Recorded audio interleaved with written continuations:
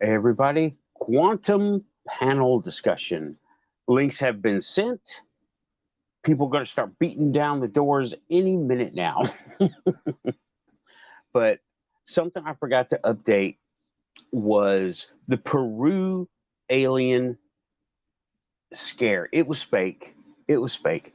I mean, it was blatantly fake. It was an illegal mining operation that the Mirror, I will leave a link, reported that some illegal miners were using jetpacks and things to scare the natives and pyrotechnics.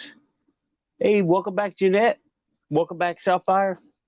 And I saw you were first, but they were using special effects and I don't know about these jetpacks. Okay, jetpacks are hard to deal with. It's easier to suspend from trees and cranes and things, right? So that might have been the most uh, overdone detail of them all. So, said jetpacks. I did mean to bring that up earlier. My mistake. Tired, right? So, it was false. Illegal mining operation in Peru. And I asked our Keith here, actually. I asked our Keith, what's going on in Peru? And he says, nothing. It's all humans. He doesn't know what's going on, but it's all humans. He actually went and talked to them. Uh, I don't know if it was at my request or not, or he was curious because it had been big news in the ufology community, and I brought it to the mystical, and it's nothing. It was fake, unfortunately. See, I want it to be real, but I have to be discerning. I have to be debunking. And Sapphire, people in the live boss raw painting live streams asking for the show. Sure, I can give you the show link. Yeah, or you can share it from YouTube. Yeah, bring them on over.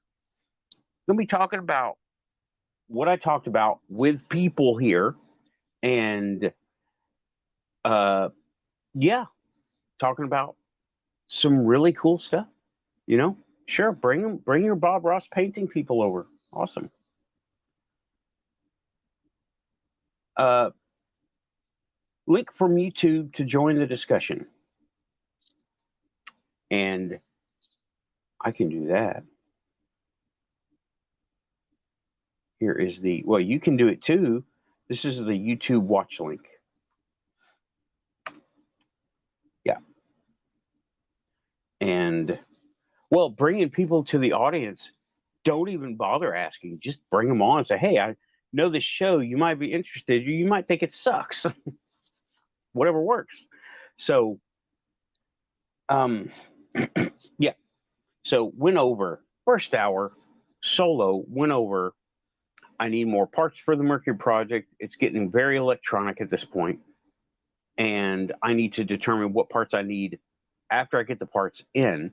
And I need to talk to Joe about the AC coming out of the coils to make it into DC.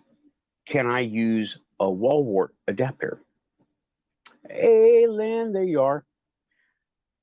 And I'm pretty sure I can, but there may be a voltage threshold that it needs to make because I don't think these 5 little doorbell coils are going to make 120 volts AC. If they do, I'll be super surprised. But it's going to cycle itself. The way it works, it's going to be cycling itself. Thanks, Sapphire L. Putting the word out. Everybody's here. Quantum. Hit like and subscribe. If you're here by proxy, by invitation, that's Quantum still. And so that's where I'm at with the Mercury. I need to get my multimeter in. It should be here by Monday. Peru aliens, it was the cartel. It just wasn't the drug cartel. It was the mining cartel. There is one. And there's a cartel for anything. If there's a law regulating it, there's a cartel for it. And that is a cartel. There's a sand cartel. Hey, Tim Freestone. Welcome back to the Quantum Show. You know you're quantum. And talked about, I went over the total story about the cemetery adventure. Cindy, you were freaked out. It would freak a lot of people out. If I wasn't me, I would have been freaked out too. There would have been no fight or flight. It would have been flight. Then run the hell out of there, and probably broke my ankle and my neck in the process. And oh, Dorothy's here. Hey, welcome back, Dorothy. Thank you for coming back. I appreciate it. I think the first hour went pretty well. Even though I wasn't able to keep up with the chat, first hour went pretty well. Links have been emailed out. Okay. May have our Keith. Raven asked for a link. Shadow's got the door key. And Joe might be coming in. And Lynn, link has been sent to your email too. So yeah, that's it. And I don't have any special guests. I don't really do special guests. They don't want to come here. I would like for them to come here, but I want to go to them and do. Yeah, Dorothy, sure thing. Let me Twitter to you. Get you. Oh, here we go.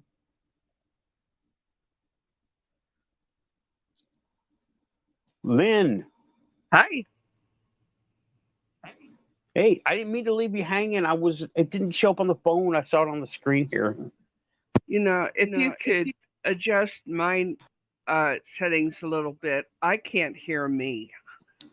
And I'm sure it's probably something I did. And I'm all the way up. Okay, let's do. Got here background we go. noise. I got it. Was it your volume control on your device? It was. Okay. I got it. All right. Thank you. Because I can hear you. Mm-hmm. All right. Dorothy wants to come on, so I'm getting over to Twitter and going to send a link that way. And so you heard some of the first hour, didn't you? Actually, I was there the whole time. Oh, so, awesome. Yeah. Okay. I know you know the story of the cemetery. even mentioning that story. You just gives you creepy crawlies. That's how you know when something is not your imagination. Yeah, I was and that came to me. It was like, did I imagine? Am I making this stuff up? I always doubt, right? Yeah, I do myself too. I mean, this stuff is shucks. This place is Grand Central Station half the time, and we do this stuff. That's all there is. We've been told we were making it up or imagining things since we were small kids, when probably weren't. Had no such intention, wouldn't know how to make it up, wouldn't have known about it.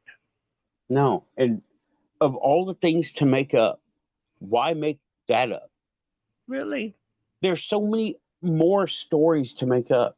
Why make up? And they're all like this certain kind of thing. Yeah, we wouldn't have chosen these things ourselves. We just wouldn't have, and it's outside our conceptualization. I mean, last thing you would have thought would be a couple of revolutionary soldiers coming up to you and saying, "Stay."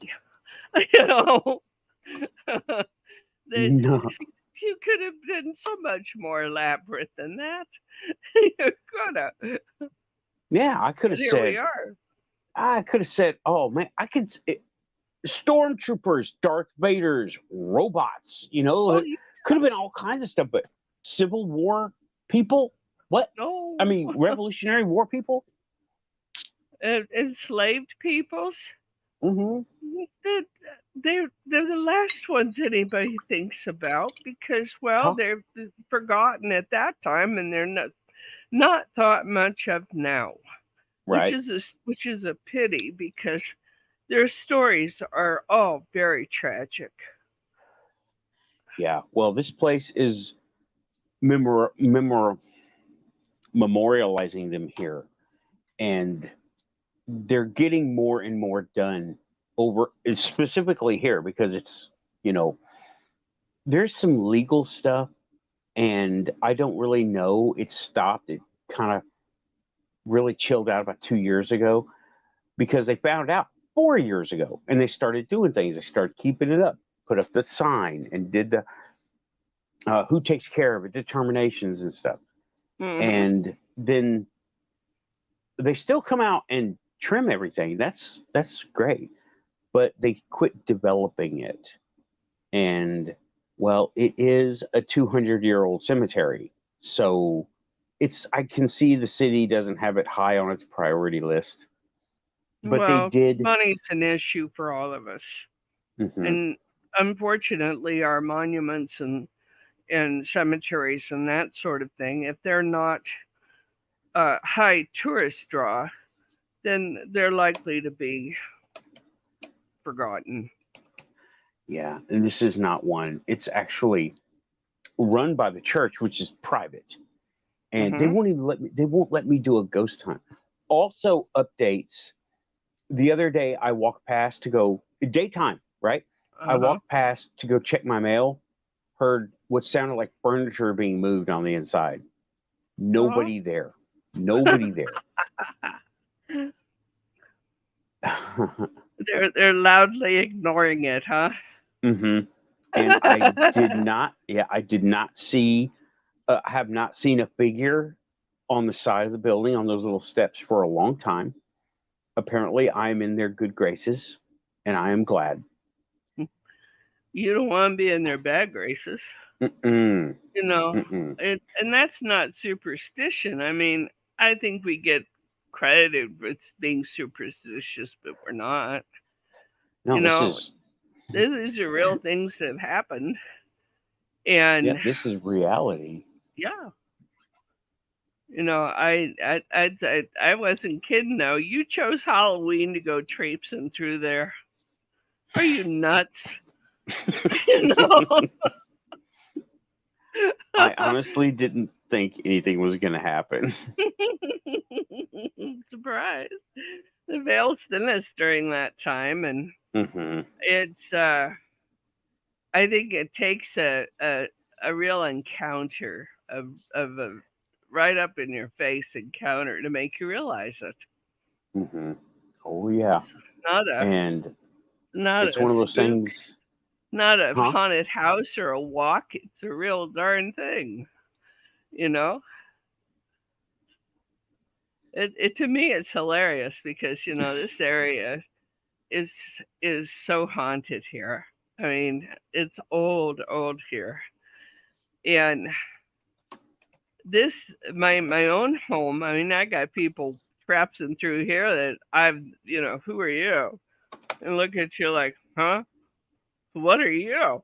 You so apparently we're seeing each other, but know, I Hmm. don't. Uh, with ghostly happenings, you know, most of the time people don't hang around. They go to whatever afterlife they deserve or have created for themselves, and they don't hang Hmm. around. They're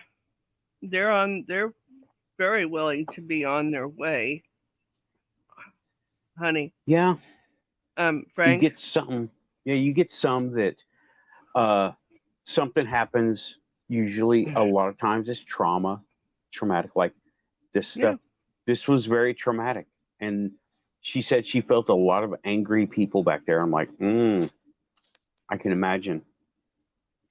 And Well, the servants and the we'll just say the word slaves weren't mhm, treated very well in life, and they were treated worse in the after. in uh their final goodbyes. Mm-hmm. They weren't memorialized. They often weren't. There weren't the pretty words said over their grave. They weren't able to do the goodbyes they needed to do, Right. and And it's some people can't handle that. And move on into the light. Of course, yeah. we say into the light. Some people don't deserve to go that direction.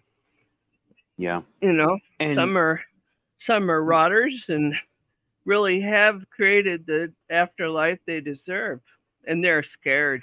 They're afraid, and they should hmm be, I've because heard that's those not a stories pretty too. afterlife. Right. I've heard those stories, and I've heard people say they had these demonic looking things come after them during a near death experience and all kinds of stuff. But Yeah, but did they really did they deserve the demonic? don't know. I don't know. You I see, we don't hear that part, whether that right. that was something that they had created for themselves, or if they truly deserved that kind of a thing, or if it was put in place there to say, now look, you got a second shot at this, you better not waste it. hmm You Or it know? was their own misinterpretation, right? Just kind of like what you're getting at. Yeah. Hey, you need to get it right. You got a second chance, Hmm. and they hear stern and take it as something that it isn't, and they get scared or Yeah. intimidated. Have you ever Um, had a near death experience? I think you have, if I I recall correctly. I think I want to do a regression to see if I have, because Hmm. I have lots of stuff, right? But I don't know. When I was a little kid, 4 years old, I hit my head and I went into a coma, and Uh, and I don't know what happened. I can't remember. I can barely no. remember anything from that time or before. So Really knocked it out of you, huh? so much, Yeah. and I was in Head I was injuries involve a lot of that sort of thing. yeah, They really and do. I was a 4 year old in the ICU for 10 days, Mm. and they didn't know if I was going to make it, have all my Mm. facilities, or what. Not that And time. here They I sure am. didn't. Yeah, it's 1979. Uh, The Children's Hospital was a concept. I was in there with everyone, general population of the hospital. Um, yeah, children really weren't treated differently or as pediatric that time, mhm. although that happened quite soon after. I was one of the Um, ones that punctuated. Hey, this needs to happen because yeah, and they told me. Well, I was told that being the age that I was, all they could do was give me fluids and make sure I didn't bleed, right. and that was it. Well, And there just wasn't what we have now. Uh, it is a whole different world now than it was 40 years ago. I can't believe it's that long. 45 years ago, really. So, and I know that because hey, I got married that year. You know, Mm-hmm. that one lasted 25 and went to pieces, and I'm working on the second 25. Never say die. You know? Right. Yeah, But and did you see the update on, speaking of ghostly things, right? yeah, Um, the update with the tapping and the junk drawer. I did. I did. Okay, Joe told me about that. He I says need I more was information. rooting around in a drawer, and I couldn't find what I was looking for. And then I called Nathan. I talked to Nathan, and I was rooting around in his drawer. Well, that doesn't sound right, does it? Oh my god. I was messing around in his room. That's it. I We're sent not him going to an go too bad. I sent him an email, and yeah, he has an open door, but I never expected him to actually walk through it. Well, he probably didn't intend to. You're probably on his mind, and he did some astral projection. I have done astral projection, but not on purpose. And much like that, my younger sister had a fiance, and he was coming home on the California highway, coastal highway, Hmm. missed a curb. Oh. Yeah. And she was, of course, distraught, didn't know where he was. Finally did find him, and of course, he was gone. Mm. And I was overwrought because my sister was, you know, it's how it works. And my sisters and I are still even are so connected. We know when the other one is in pain or has illness Hmm. or is facing something catastrophic. We know, but our our that's too hard for me to talk about. It's okay. You don't Anyway, have to. You don't have yeah, to. what I was just thinking. No, I'm not going to go there. But we all know, but I was overwrought, and she was where I couldn't get to her. I couldn't help her. I couldn't be with her. No hand to hold, nothing. Mm. And I was dreaming I was in her room and holding her hand, you know, and woke up the next morning, the phone ringing. She goes, I was asleep and someone woke me and held my hand. And I said, you're welcome. I said, it takes something out of you to do that. You know? And she said, that was you. She goes, you do this stuff that makes me crazy. That they do, it's especially when we're very connected to people, we realize their pain, we feel their pain. That's real. When an Hmm. empath says, stop it, you're hurting me, they're not kidding. You are. Yeah. And maybe, but I'm sorry, my pain just trips you. But it does. It Yeah. does. You can go into a room and you'll know who's who. Who's Oh, having trouble, who's having the rest of it. I had an empathic experience that I kind of knew was there, but now I know how to identify it. Uh-huh. I went to the Legion. It's the American Legion, Hmm. and I was going out the front door, and I went to grab the handle, and I felt a ping. I pulled my hand back, door opened. There was somebody on the other side. I didn't know who it was, but I knew somebody was there. I was Yeah, like, you felt them. I was like, Hmm. and door opened, and I was like, I'm getting this stuff. I'm learning it, and everyone It's going listening, to be weird for quite a while until you become used to your gifts. everyone listening, this is the cool part of it. It Oh, is yeah. cool, and it is so weird, and it's so cool. I love it. I wouldn't have it any other way. Well, and on that same vibe, you go to reach for a door and you suddenly realize, get back, you know, get back now. Hmm. And that door flings open, and there's a mob runs out right next to you. If you'd have been in front of them, they'd have knocked you down and trampled you. Hmm. That happens. I haven't had that. There was no running through the door. It was just going. You know. Yeah, but it was weird because I didn't hear anything. I thought the most is odd, but I stepped back because I learned a long time ago if I've got an inclination to do something, I better do Hmm. it. Hmm. And That's happened to me. Um,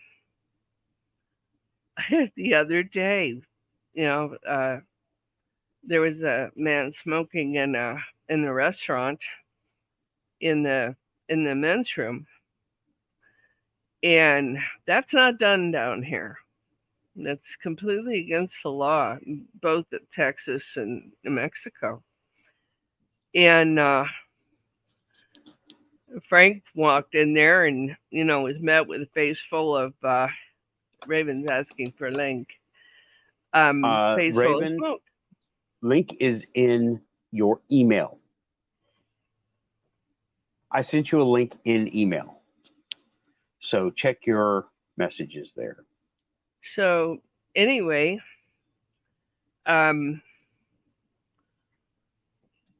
Frank told the manager, because that restaurant was entertaining a whole bevy of sheriff's deputies. It would have been nothing for that restaurant to have had trouble over this, because again, it's against the law here. And thought no more of it, had our meal, walked out, and I looked over, and there's this guy standing next to his car, smoking a cigarette, and giving our car the worst daggers I had ever seen. I mean, I've seen people wish you dead. This one meant it, And I'm like, oh no, you don't. And I put a sigil against it, and said, everything you wish for me goes back for you. However you like it. You want good stuff for others, you'll have it. Bad stuff for others, you're gonna have that too. Yep. I do that now, and I actually use little kitchen witchery. I use an actual mirror when I feel like it needs to be done. And here comes Dorothy. Hi, Dorothy. At least for a little while. Hey, Dorothy. Hello. Hello. I think Dorothy does not hear us. Or she she's is lagging. muted. She is muted. Dorothy is muted.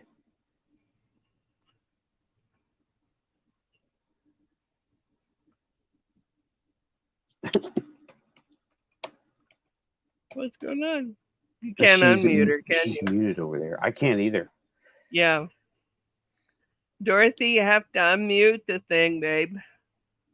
It's on the bar underneath the screen.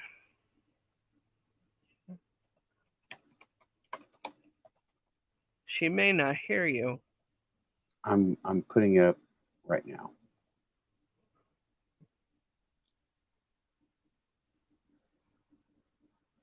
I thought I was. Do you think she can see it?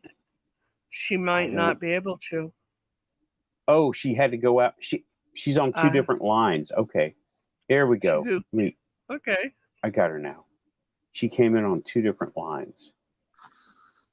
Hi, everybody. Oh, there you are. All right. Hello.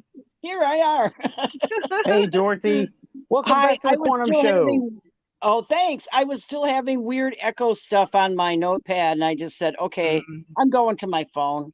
It'll be easier, smaller thing to have to deal with, less power drain or whatever. It's always an interesting discussion on your show, Nathan, no matter what the subject is. And your experiences in the cemetery are really quite stunning. Hearing it again tonight, there was more detail about it than I had heard before. So that was really kind of captivating to hear that earlier. Thanks for that. I remembered. I was in shock the day after, and I was like, still, what happened? Right. And I reviewed that old video from 2 years ago, and it was woefully incomplete and very dull sounding, to be honest. But I've changed since then. I'm a little more animated. I use my hand a lot more. Adjectives. But I figured I should go over it because a lot of people haven't heard the recap of it, and especially they didn't hear about the offering that I had to do later. And it really was it was the freakiest thing I have ever been through. And I think of the freakiest thing you've ever been through, and it's probably, I hope it's worse than that for my own sake, right? Because this was the freakiest. And it just, he just put words in my head. I was like, oh my God, how do I understand this? How am I getting this? And apparently they were working with Xena on my behalf, and they didn't like come after me, which was good. There's just so much about it. I left out a whole Your lot of stuff. guardians will Even allow now.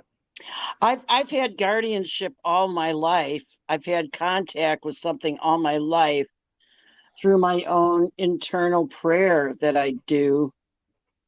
And I've always done this, even though I never caught on to the dogma and the this and the that of the very traditional, very strictly Roman Catholic upbringing that I had.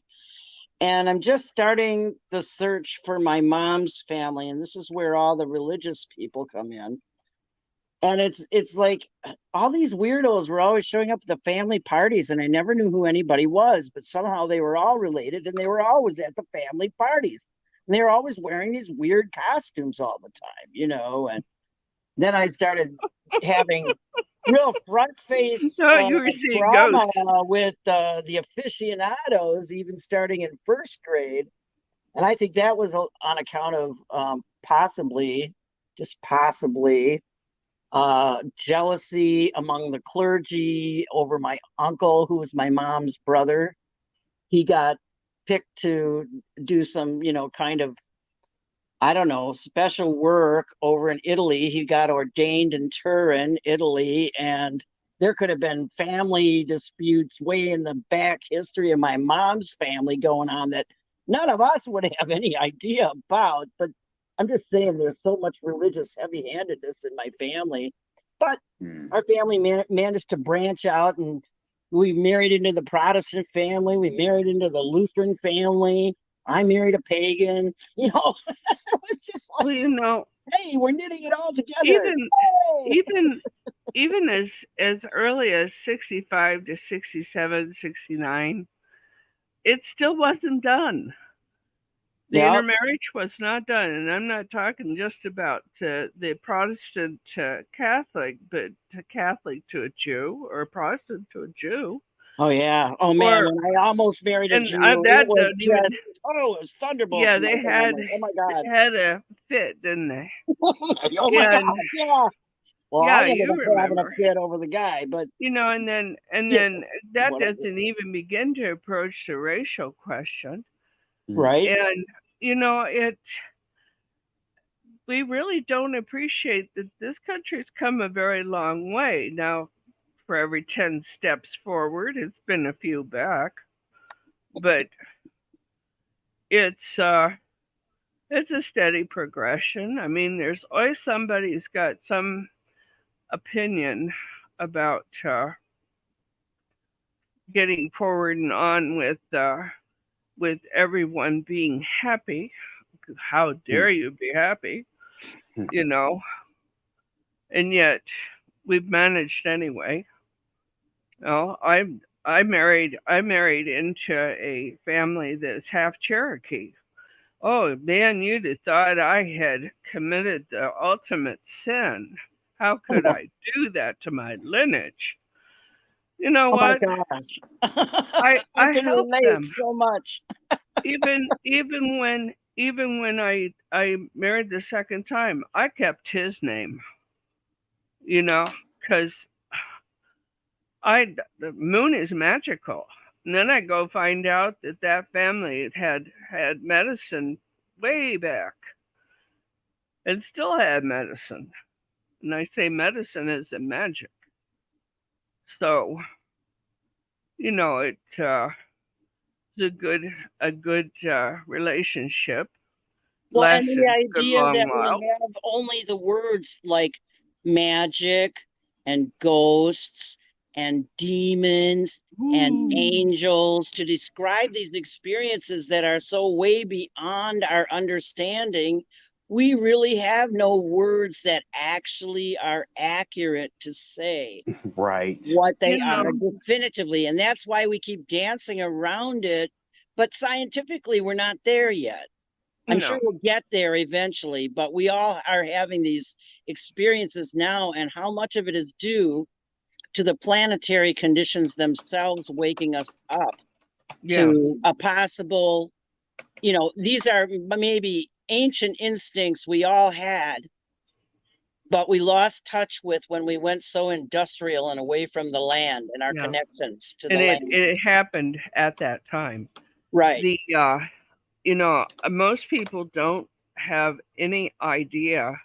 They'll say, oh, it was demonic. Okay, wait a minute. Let's back up just 2 or 3 steps. If you'd ever walked into somebody who was that evil, and a demon is, there would be 2 things happening. You'd be scared out of your mind and intrigued, because that's what they do. Mm-hmm. And it when I say scared out of your mind, I mean scared out of your mind. Some people never recover from it. And true evil is not something, oh, that's bad, that doesn't fly with the church or some other nonsense. No. True evil, true demonic forces, if you want to call them that, but true evil will leave you so frightened you'll wet your pants.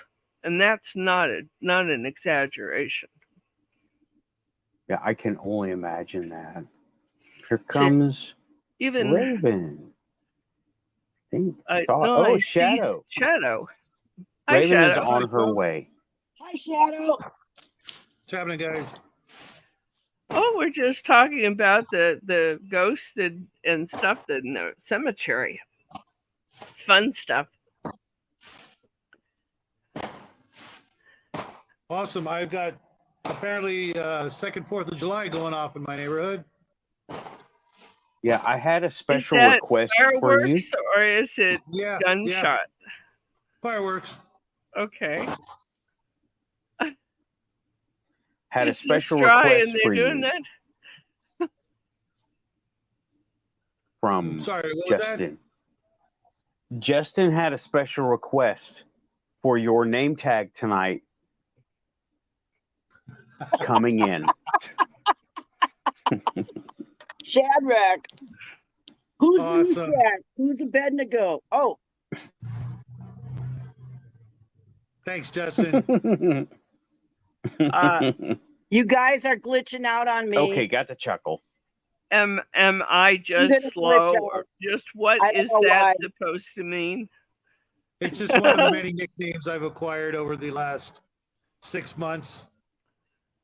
Oh, okay. I think we lost Dorothy. Dorothy's connection must not have been too well. She said she was snapping and crackling, so maybe she'll try to come back. I hope so. Okay, well, we got the chuckle. Is your boy taking off for college yet? Oh, no, he's only 15. Oh, well, shucks. You got some time left. Here, I thought this was a done deal. No, this is his sophomore year, starting tomorrow. Starting Monday. Okay. You think you're going to get some peace and quiet? Or bad chance? Not a chance. Not a chance. I got my hound dog over here somewhere and a whole list of things to do between now and then. Hey, Cindy, how you doing? Yeah, I got my hands full with the channel and I've got 2 boys. My son's best friend is living with us for the next year. He's a senior and he wanted to finish off his senior year here instead of in North Carolina. So we're adopting him for the year. Nothing wrong with that. Yeah, that's all right. That's a good thing. No, it's good for them, but double the work for me. It's cool, I don't It's just think that you'll regret doing it.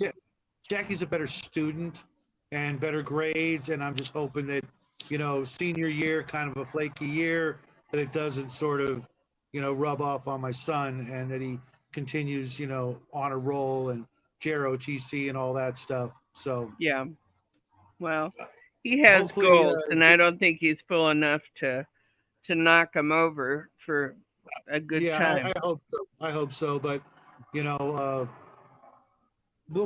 time will tell. I'm going to trust him, but only about this much. That sort of thing's earned little by little, and you let go of that leash a little bit more till they finally slip the collar and you're left holding the leash and they're gone. I wish I could benefit from that. I got a front yard that needs mowing, and they're playing video games. Just because it's dark outside doesn't mean you can't mow the lawn. Actually, it's probably a pretty decent time to be doing that. With the weather out here, yeah. The sun just went down like 20 minutes ago. So, no, sorry, guys. I have literally no control over the war zone. It is what it is. As long as it's not right there, I'm fine with it. I know that it's there, and I'm not going to freak out over it. I wish I could actually see them. I'm in my backyard, and they're in the front, whoever they are, and I can't see it. I love fireworks. 4th of July is way up there on my favorite holidays. I'm glad that you do. Yeah, it's probably number 2 or 3 favorite holiday. So what I missed earlier. My favorite is Samhain. So we're coming up quick on that. What's going on here? Yeah, what I missed? What have you? You have some more parts to get with your machine, right, Nathan? Nathan's not hearing me. He's doing something. Okay. You have some things to do with your machine. You're not coming across. Okay. Here we are. Okay. Well, anyway, Nathan's working on. Is it done? Yeah, I hear you. Okay. And somebody else just popped in. Is it? That's Dorothy. Dorothy, okay. I'm trying to come back. Hi, Dorothy. Okay, Dorothy's back on. Yeah, I'm about the Mercury project. I'm remembering all those classes. Yes. We do now? Yes. You're coming in good, Dorothy. Can you hear us? You're still breaking up, Nathan. I don't know what's wrong. I'll hop out and listen from here. All right. Okay, sorry about that. I can hear you, but I'm doing something wrong. Okay.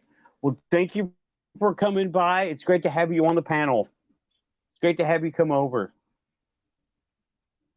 And yeah, gone. Okay. Thanks, Dorothy. I think when it's a smaller machine like that, problems coming through here too. Yeah, once it's a more small machine like that has less processing power, this is a lot of information flowing through. It's taxing. So it's taxing on a machine like that. Let me get that off of here. But yeah, I'm remembering all the classes and all the stuff that I learned years ago that I haven't had a chance to do, like coils pick up and put out AC. I don't want to work with AC. AC is unpredictable. And when you're mixing AC and DC together, I don't want to do that. So I need to get a regulator and some diodes. I've got diodes. Just need to put them all together and come up with an actual diagram instead of just let's see what happens, because I know what'll happen. It'll spark, blow up, and spray a liquid metal in my face, and I don't want that. It That would be doesn't sound like very a bad. good time to me. Hi, Raven. Mm-mm. Hi. Can you hear me okay? Yeah, Is Raven in? perfectly. Yes. Right. Good. All right. How are you? Yes, Excellent. perfect. Excellent. I Good. haven't Hey, heard Raven. from you. Been busy. You are a Leo, so you have a birthday probably I coming had- up. here. I had one. Had one. What day was it? Yeah, July 28th. Okay. Happy I birthday. didn't write it down. Happy Thank you. birthday. I'm so tired Thank right you now. I'm very sorry. I much. would have said that at the beginning. Oh, no, I appreciate it, though.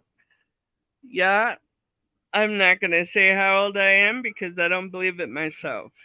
So, 22. I'm Can't tell me nothing else.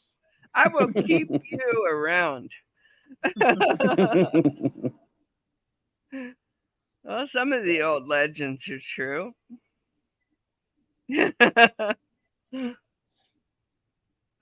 It one of the legends is when you serve the goddess, you don't age. I've heard that. You know, see, and it's true. You look at Raven, and it's not a mark on her. Capricorns are said to age slower, or they age early and then they get younger as they get older. Yeah, I looked older a few years back than I do now. Of course, I was Me dealing with a too. lot more things at that time. Yep, me too. Rough Yeah. stuff, and Amazing. didn't want to deal with it, and had Yeah. to anyhow. I think kids put age on you. Really do. So do cats. Cats, raccoons, and possums. Yeah. Totally. Yeah. Yeah. And then you get like Shadow, and it's just ageless from there. You know, nothing ever shows.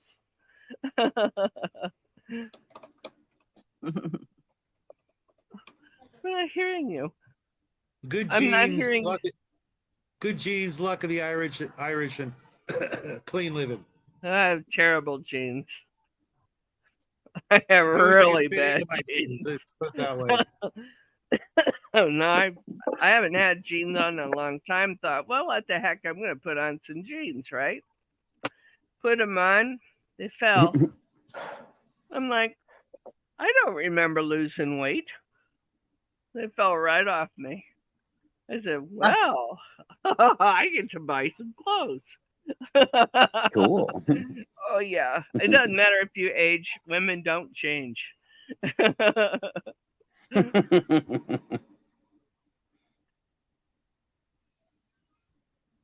Okay. Well, anyway. Sparkles is even better. Hope it.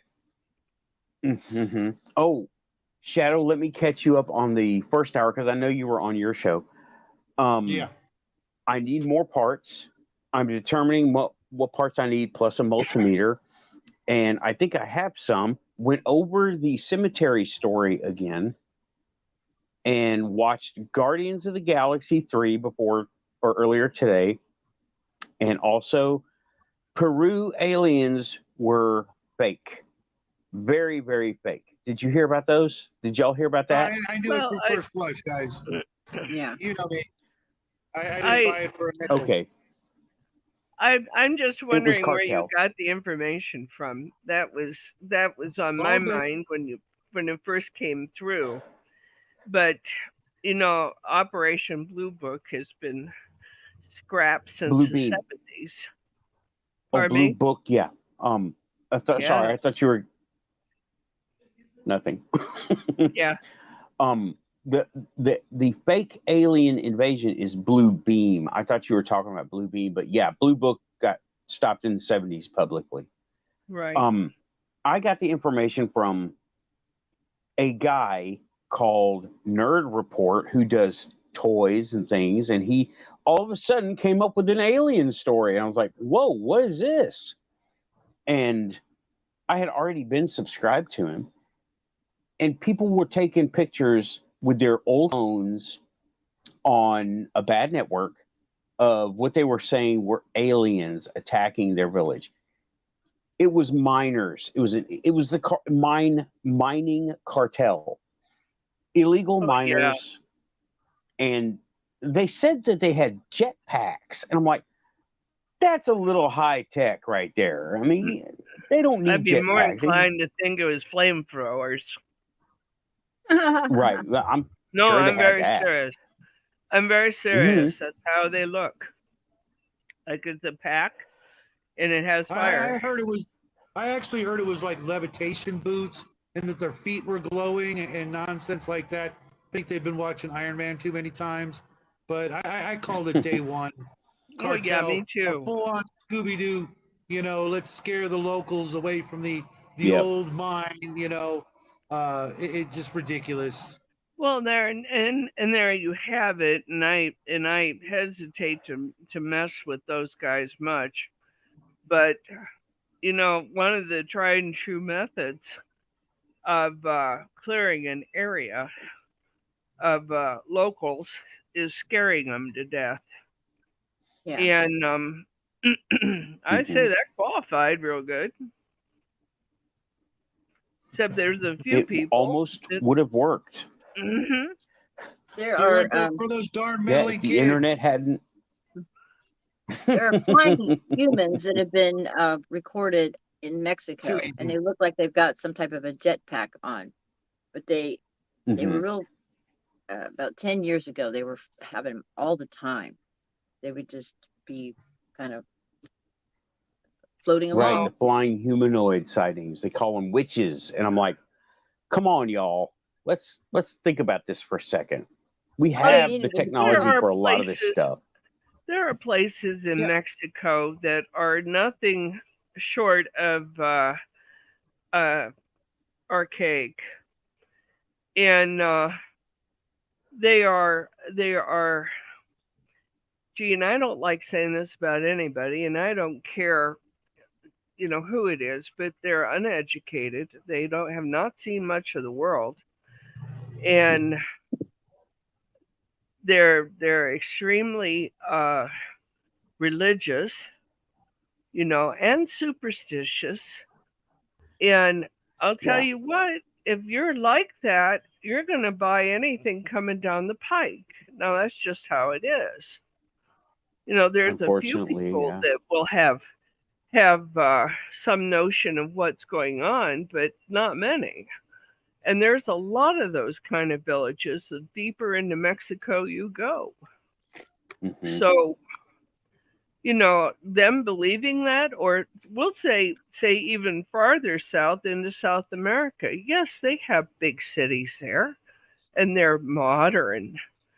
But the outback there, they're people in the jungles and in the country haven't got very far at all. And when we're talking about villages that have done things the same way for 1,000 years. So when you start talking about these folks, just realize where they're coming from. Yeah, they were probably terrified to pieces. Yeah, I get it. It's Yeah, it's they're a product of their environment, and I get it. I really do. I don't hold it against them, but I'm glad we were able to figure it out because it was about to go national. Oh, I bet. Yeah, if there had been any activity, I said it on my short, our special forces would have been there the next day because they've done it in Mexico before. They would have been there within hours. Yeah, it could have been our special forces. I've seen numerous jetpack technologies over the years, and when you put some serious folks behind it, who aren't afraid to show it off in that sort of manner, who knows what they were using out there? Yeah, you know what I mean? Yeah. Just a little while back, we had 2 sightings in Los Angeles. Jetpack guy. Do you remember hearing about that? Sure. A guy at 7,000 feet wearing a jetpack. It was commonly seen in Disneyland for quite a long time, in Futureland, and they were experimenting with that stuff at that time, and I was a little kid. And no, I'm not saying how long ago. Well, you did age yourself. Disneyland was still was actually in existence, so Yeah, couldn't have been that long ago. Yeah, it was. But yeah, that stuff has been going around. Well, let me put it to you this way. My folks were at Disneyland the day it opened. How about that? That'll date it. And somewhere around a year later, I was around. So. Well, but anybody with some Google foo can figure that out right quick. Oh, I don't know about that.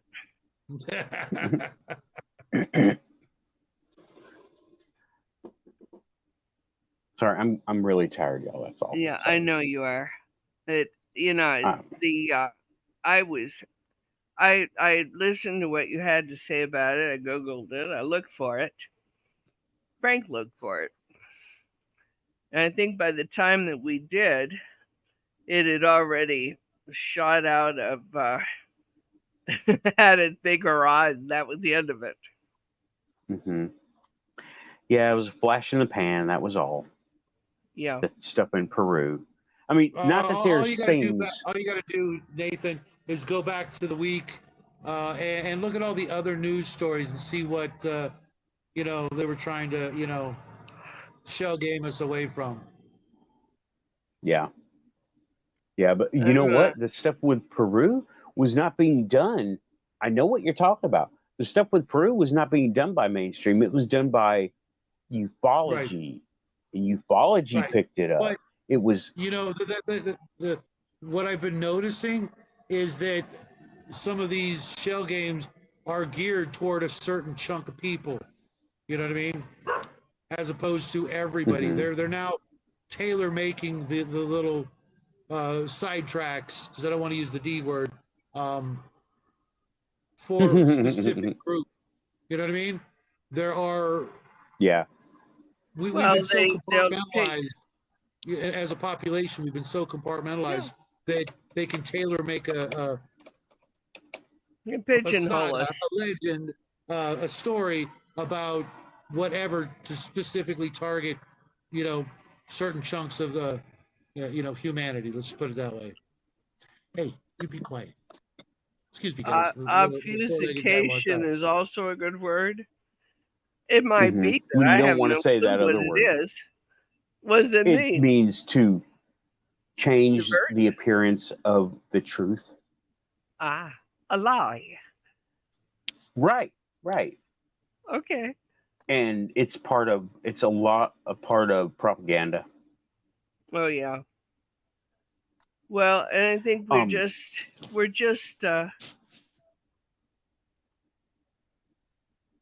we're too wise for them.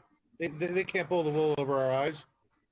They tried it. They tried, like you say, they tried to pigeonhole us into our interest in our conversation, and have no clue that there's a few of us out here that good luck with pigeonholing us, because we're interested in all of it, not just a little bit here, a little bit there. We want to know all of it.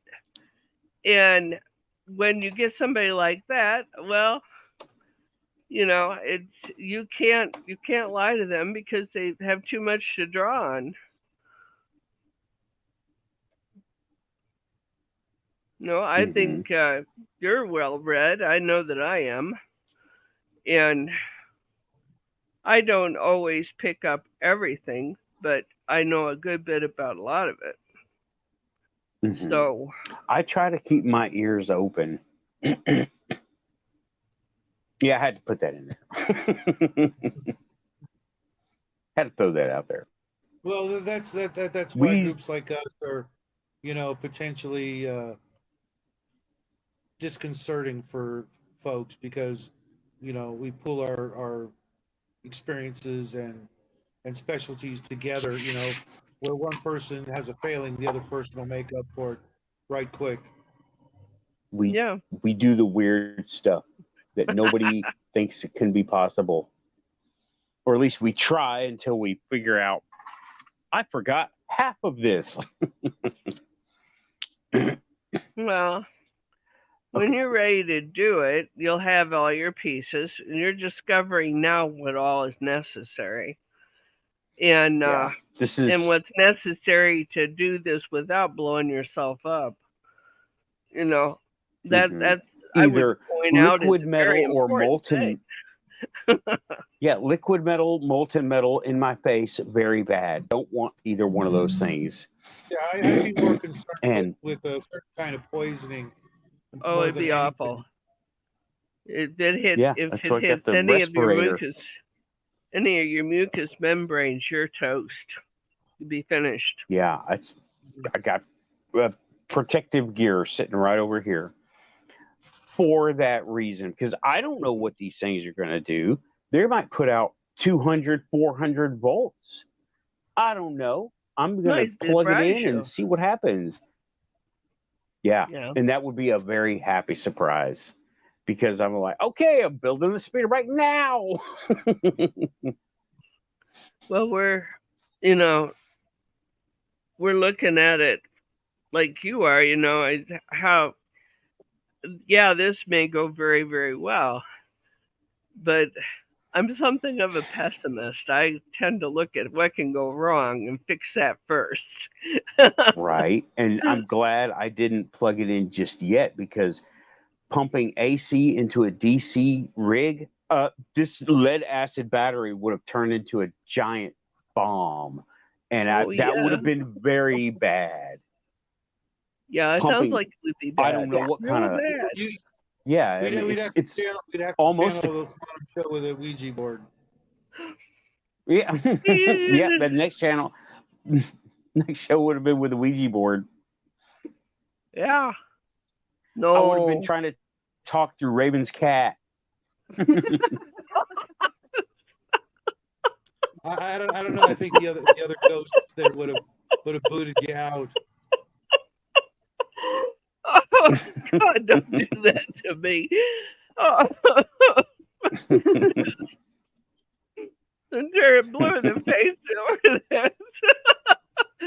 And everybody knows it'd be the raccoon. Let's don't even go there. So I would have totally possessed a raccoon. Yeah. And started scratching stuff on the door. The possum. Morse code. Oh, the giant mutant possum. The giant possum. Yeah.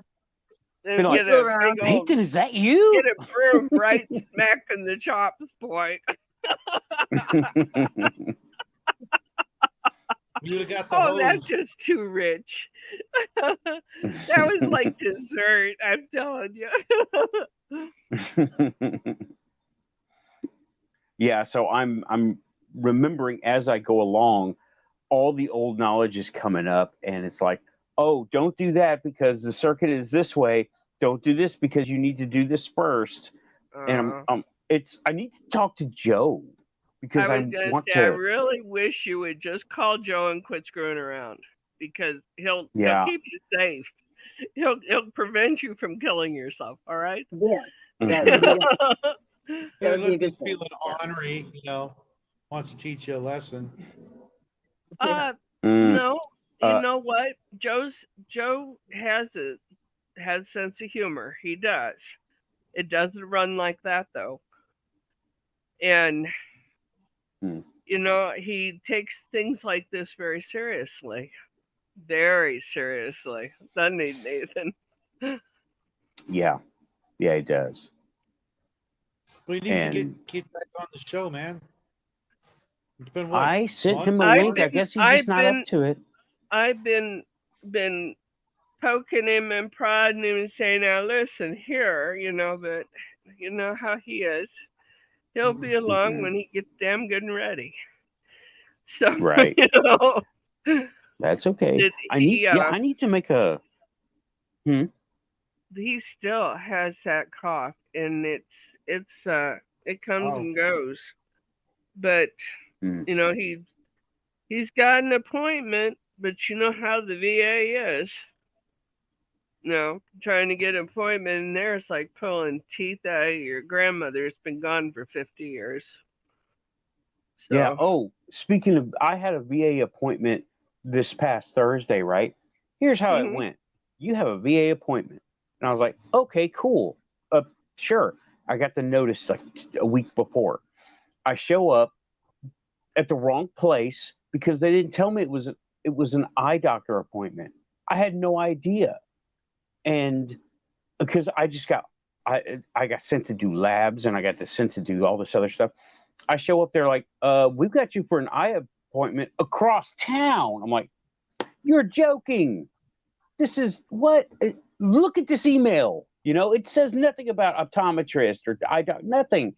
It just says Nashville, and both of you are in Nashville. So, and then I get over there and they Did want you to hex dilate him? me. I'm like, oh no, I should have, but I Well, that's didn't. okay. We can take care They of that wanted- later. They wanted to dilate me, and I'm like, I have no driver. I have to drive myself home. I'm not camping out in your waiting room for 4 hours while this stuff clears up. So can't do that. So they did everything else that they could, and they were like, well, why did you even have the appointment? I'm like, why didn't anybody tell me what kind of appointment it was? No They sent indication me of what. here. I obeyed. What do you want? Yeah, You it said know, and that's appointment. how it works too.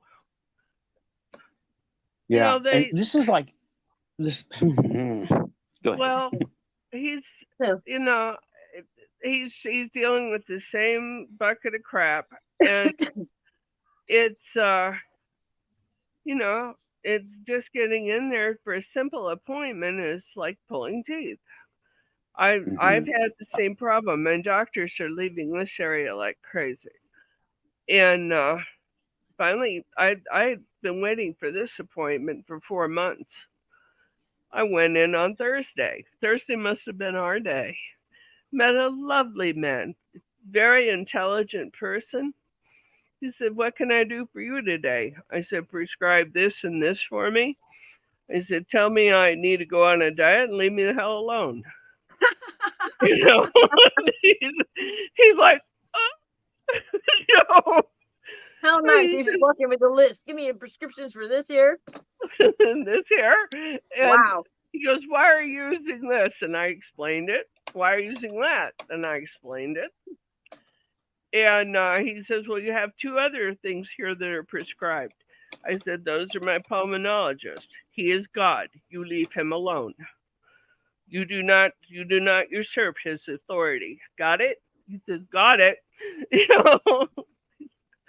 So anyway, you know, and it went like, I mean, I think we might have spent 10 minutes in there.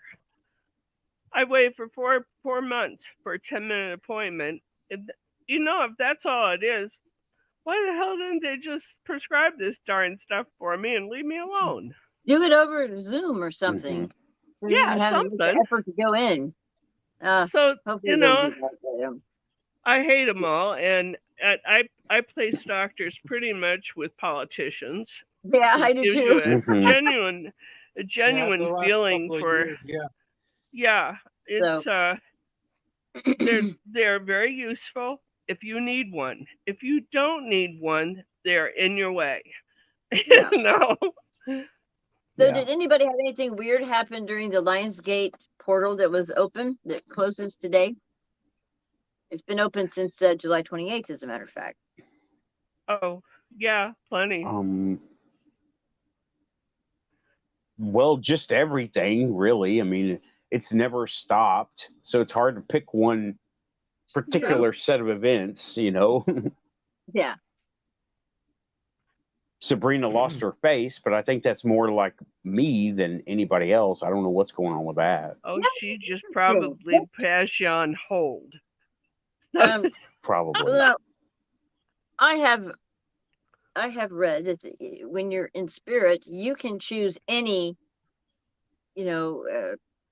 face you want. You can look any way you want to. So maybe she's just transitioning to get a new look. Maybe. I mean, it's not surgeon? scary. Well, that would be a girly thing to do. I agree. Yeah. She's a girly girl. Maybe it does take a while. Who knows? Yeah. I don't know. And I don't know how time works over there. I barely know how it works here. Sorry. Time on the other side is everything is now and everything is never. None of it matters. Okay, so that's I have how a question it works. about this. That sounds like my boy at age 5. What is up with this talk of not going to the light because it is a trap that is a reincarnation wheel that you get sucked into? Well, the trap is by not going in the light. Well, you know, we've heard for centuries, if not millennia, going into the light is good. Well, now if they start trying to indoctrinate people into not going into the light, where do you think they end up? Well, apparently there's like this abyss, but then you get through it and then you arrive at the other side, on the other side of that abyss. But that there are these spirits that will look like your family members to trick you, to get you to go down They're the biggest bunch of BS I ever heard. I heard that coming from the dark star seeds. Yeah, I heard that too. So I was wondering have you guys heard of it? Or I've seen it. I've seen it. I've looked into it because, well, hey, I can't advise like I do if I don't know about this stuff. Right. I believe that it is a trick to get people to begin to doubt their spiritual concepts and their morality, and to really be afraid of death. Now, I have a little more slant on it than that. I think it is put out there by people who want to disrupt others' spiritual concepts and morality in order to frighten them to a place where they are frozen to know what to do next if something bad happens. I mean, if you know in your heart of hearts that you're going to heaven, okay, we'll say heaven. It's not exactly what I believe, but most people believe in heaven. And suddenly somebody says, "Oh, nobody goes. It's all a trick. You are fed directly into hell." And that completely disrupts everything you know about who you are, doesn't it? Everything. So, in doing this, they begin to erode the foundation that most people's lives are built on. You know, that there is a God, there is a heaven, there is a hell, and depending on your bent, there may be maybe Satan or Lucifer, depending on your needs. And, you know, maybe that's what keeps you in line. I don't know. But it is definitely to disrupt and erode moral concepts so that you either decide not to listen to anything anymore, or you begin to doubt everything you know or thought you know. That's a very dangerous thing to do to anybody. Yeah. And if you got groups of people, if you got groups of people doubting stuff, that stuff goes quantum, and it carries through just like the other ideas do. Well, now here's a question. Why would anybody even try to propagate that sort of a rumor in the first place? And all right. Supposing that you hate a certain country, we'll just put it that way.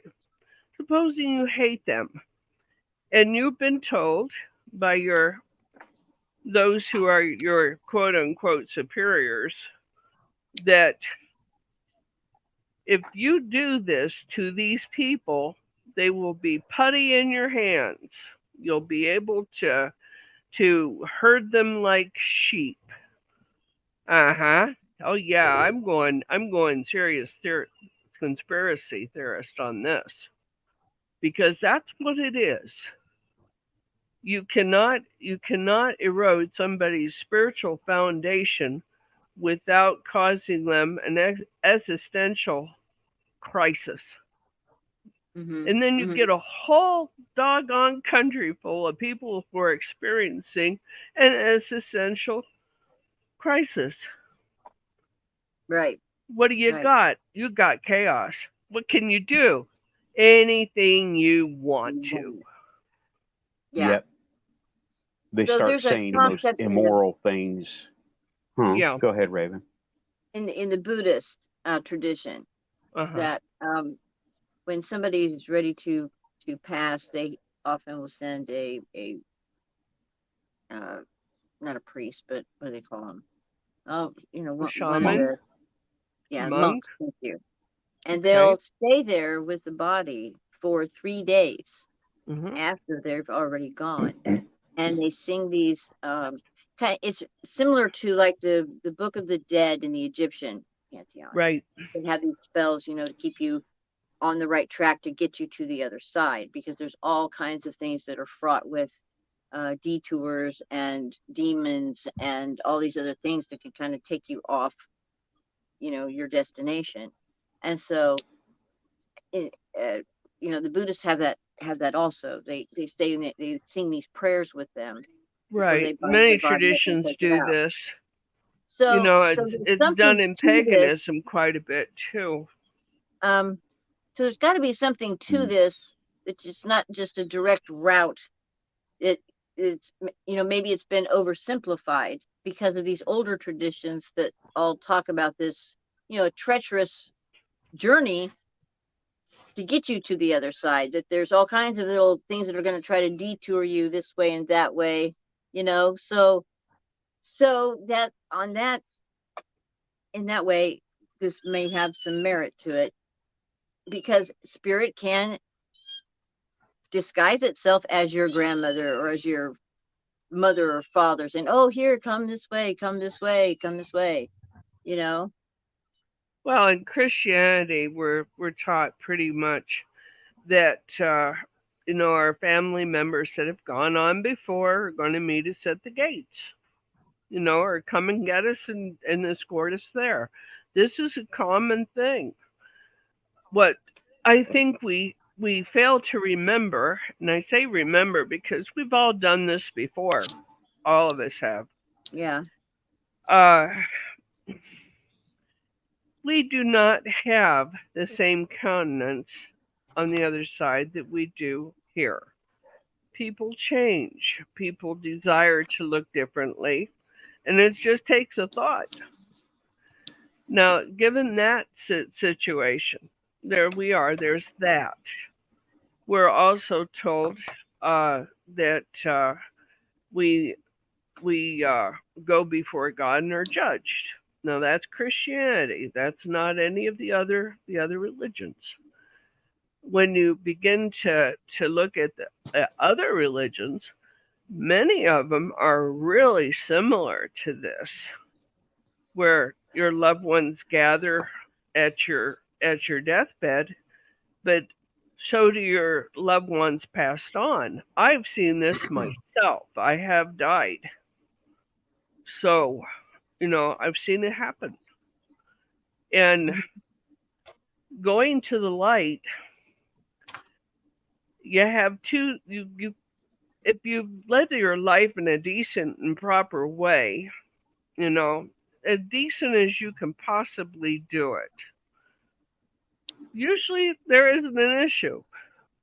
It's when you've been downright rotter that you end up on the other side in a bad way. Now you got to scramble. What's going to happen from there? Now, we don't talk about this very much other than to say, sort of like the movie Ghost, where a bunch of dark siders come and grab you and take you screaming. That You read know? my mind. Yeah. No. People are out there that have seen both ways, where passing was a gentle and easy thing, and then they see the hard way. Some of them have not been the person that they should have been, and they're well aware of it. And they see what they expect to see. I'm sure that's part of it. And somebody very wise that I know, who understands these things very, very well, explained to me one thing about hell. You can leave anytime you want. When you've been punished enough, get up and get out. R. Keith. You knew who. I knew too. Yeah, I've heard him tell. Watch out for the hot tubs, he said. Yeah, watch out for the hot tubs. They're not fun. But, you know, we have our religions and our traditions, and they are the things that we cling to for comfort, for direction, for guidance. And what's interesting is most of them adhere to a very few concepts. You know, do right, be true to yourself, energy in, energy out. Oh, we know these things, don't we? We've heard them before. Do unto others the way we'd be done by. The only real directive that Christ ever made was do to other people the way you want to be done by. You know, that, and he's the way and the light, and the only way into heaven is through him. He has said those things. But that directive, he made it. This, what you say about I am the way, the truth, and light. No man come before the Father except by me. Okay. That is a comment, not a directive. He's telling you how. Take it or leave it. Take it or leave it. Right? But the actual command is do to other people, do by them the way you want to be done by. Man, that covers everything. Everything. Yeah, it does. There isn't any part of any of it in any religion that does not cover. And every religion that is a religion, no, we're not talking about cultism or any of that. We're talking about true and established religion, has that command in it. Don't do to other people any way that you wouldn't be done that way by. So you start to meditate on that, and you'll see the glue that puts together Justin's saying it very well right here. The glue that puts together the community and keeps things going in a solid and straight line. You don't want to be done that way, don't do it. If you don't want your neighbor to sneak over to your house and take your butter knife, don't go to his and take his. Simple as that. If you want your neighbor to be nice to your kids, be nice to your neighbor's kids. Be nice to your neighbor. And if possible, I'll add one thing. If it's possible, go do that good thing first. Go get there first. Show your intention right up front that you want to be a good neighbor, a good son, a good daughter, a good wife, a good husband. Be there first, because that's leadership, and that shows the other person what you expect. If you don't want treachery, don't put treachery out there. Simple. It's so simple, people just make it crazy. Yeah. You know, energy in, energy out. That's simple too. And that comes right back to the first line: do to other people the way you want done by. If you put the energy out there to do good things will come back to you. Now you might have some getting busy and doing those good things to overcome some of the crap you've done, but you get busy and do the good thing and do it as often as you can. Get there first, because that's part of manifesting. Everybody says, oh, I want to be powerful. Oh, I need this in my life. Oh, I need that in my life. Oh, no, you don't. You need to get hold of yourself first. You need to get right with you, get right with the universe. And then you can think about what you can do with what you already have. Because there's another parable in there that says about the two servants. One servant was given, it was three servants. One servant gets 10 talents, one servant had 5, and one servant had 1 talent. Now, talent is a measure of silver. Mm-hmm.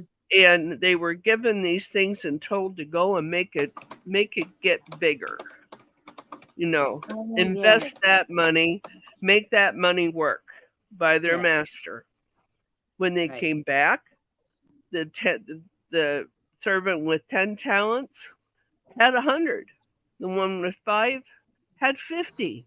The one with 1 still had 1. And the master was pissed.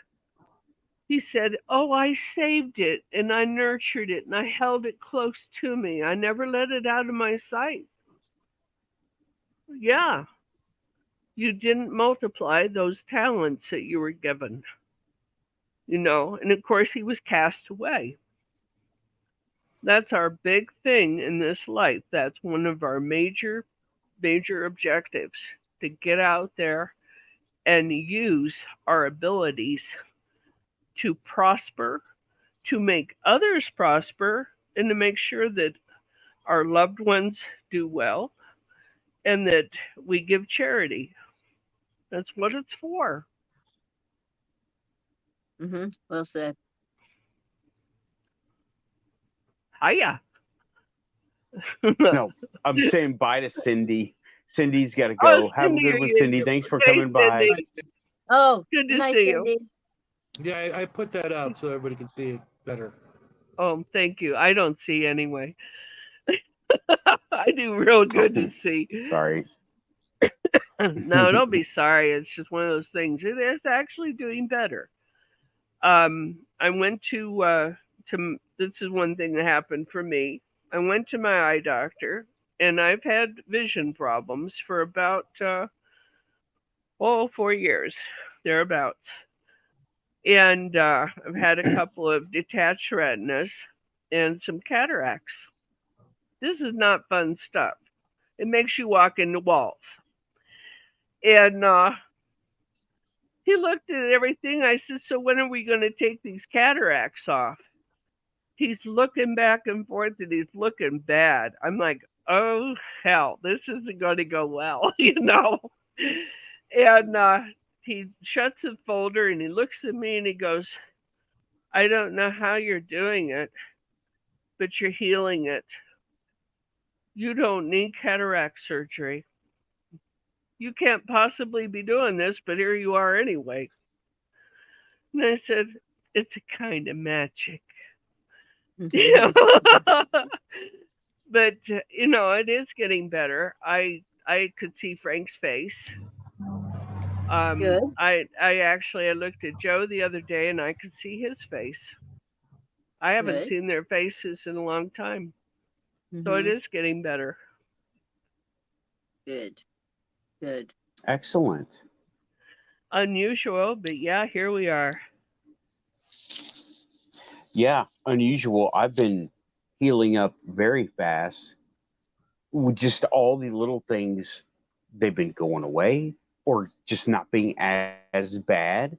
The knees, the back. I mean, the planes that I have to walk under at work are 5 foot the ground, so I have to duck, and I don't have to like go oh and duck under. I'm like just like I'm 30 again, and I'm just like I'm walking.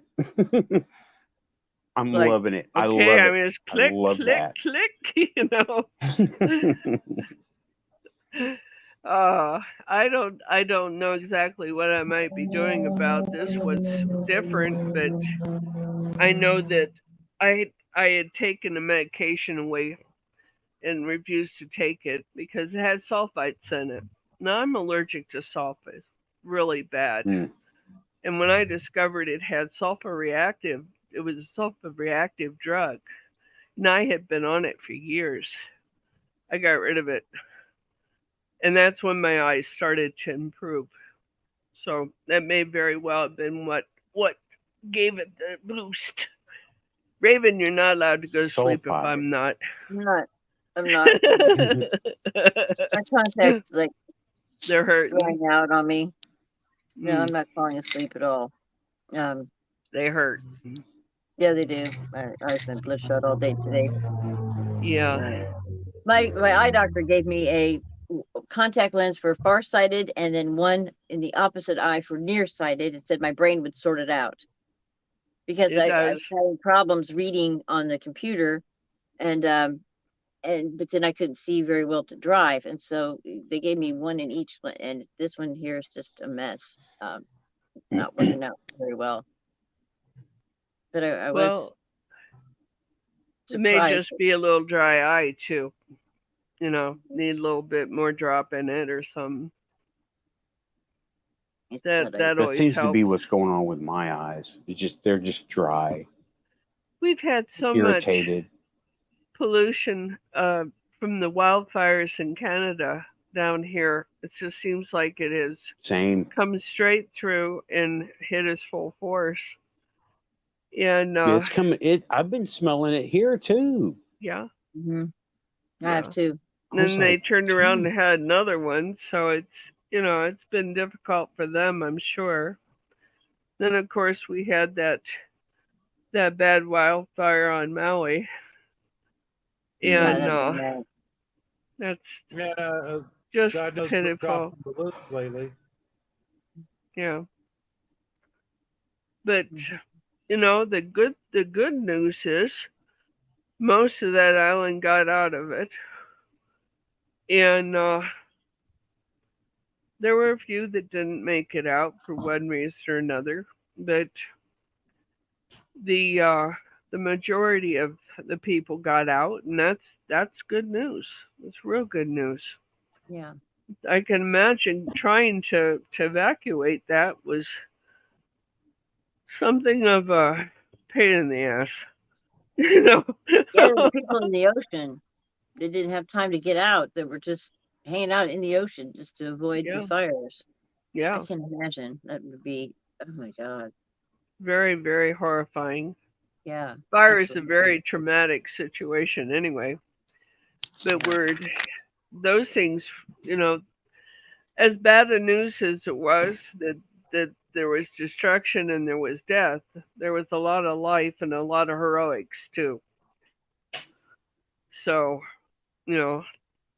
they'll get through it and they'll come back bigger and better because this nation does that. Mm-hmm. So do they know what set the wildfires off? Was it? I have no clue. I don't think they know yet either. It's going to take some investigation. So then we had that. Virgin Galactic actually had a successful launch. I thought that was interesting. I am less than 40 miles away from that space station, and when they have a launch, that is a loud situation. It's like a sonic boom. Mm-hmm. So they actually had one that came off. I noticed that SpaceX, I think that's what it's called. Yeah. Finally got their rocket in orbit.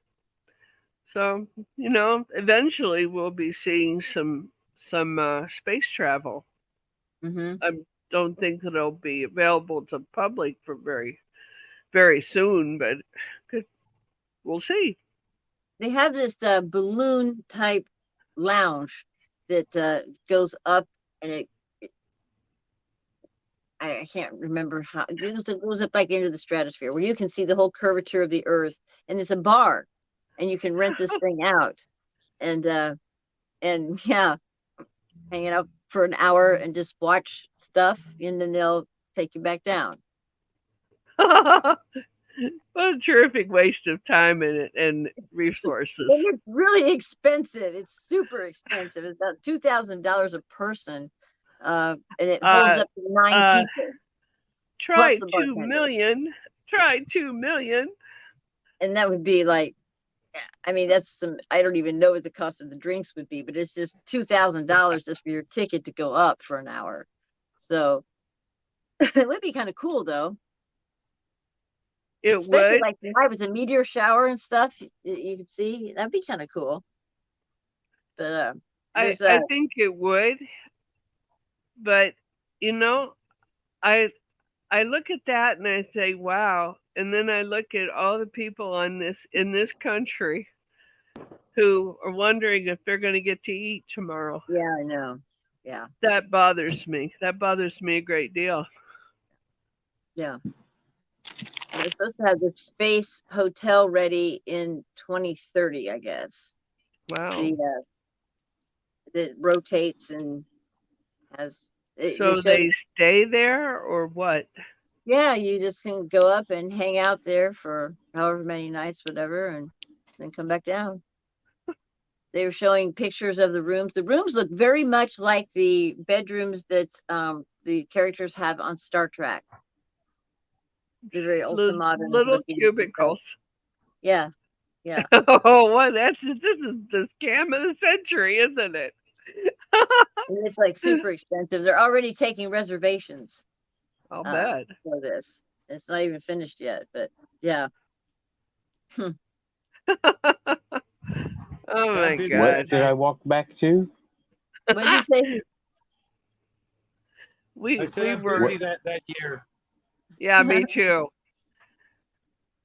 I think we were talking about that Virgin Galactic actually, got one off the ground this week, and so did SpaceX, and that kind of devolved into, I guess they got a lounge for, they go up and they can drink and watch the Earth turn, And I'm like, what a colossal waste of time and resources.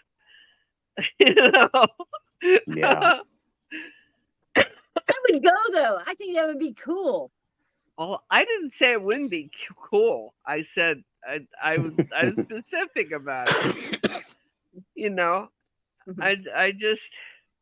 I think that there's just so many other things. If you really want to waste money, if you want to drop a couple of $1 million in my lap, I'm not going to squeal. How much is a slow gin fizzy? That'd be $300. I'll give you what alcohol I have. I mean, I don't have much. I wonder if you can bring your own booze. And I suppose we can pull out the couch for you. And I guarantee you it'll be a bigger, better experience than they'll ever have up in space. How about that? Because we'll just throw in a couple of pagan rituals on top. I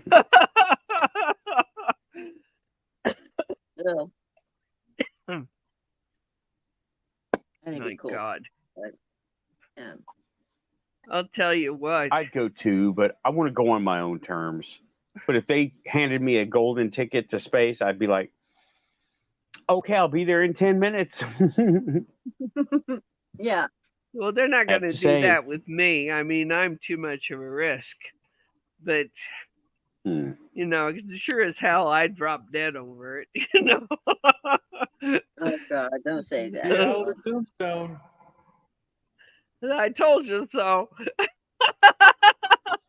That's what I put on it. Well, Keith I has been don't giving know. me hints that if my Mercury stuff starts working really well, we won't need SpaceX. So I'm like, oh boy, what does he know? Yeah, yeah, that's very cool. And I think that's so interesting how the universe works. And you got a Mercury car. Seriously.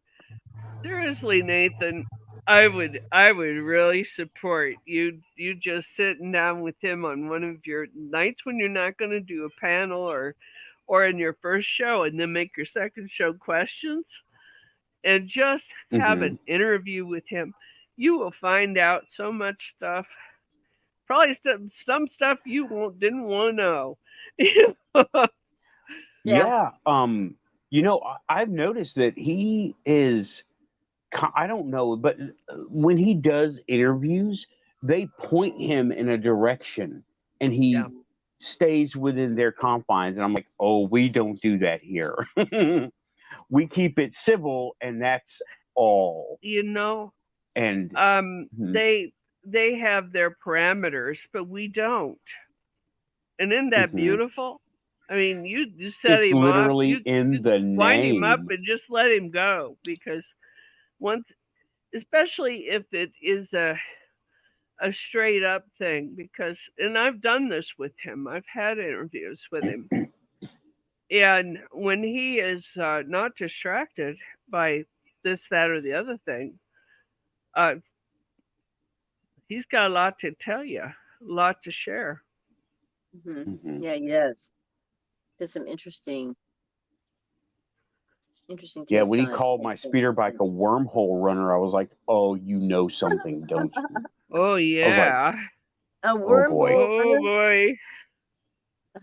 That's what he called it. He said, enclose the cockpit and you'll have a wormhole runner. I'm like, I'm a little human.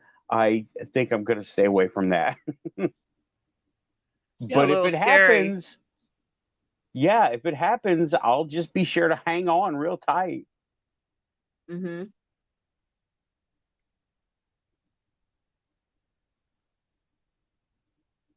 Um, but yeah, I will. I've had him on once before, but it was a long time ago and it was a short one.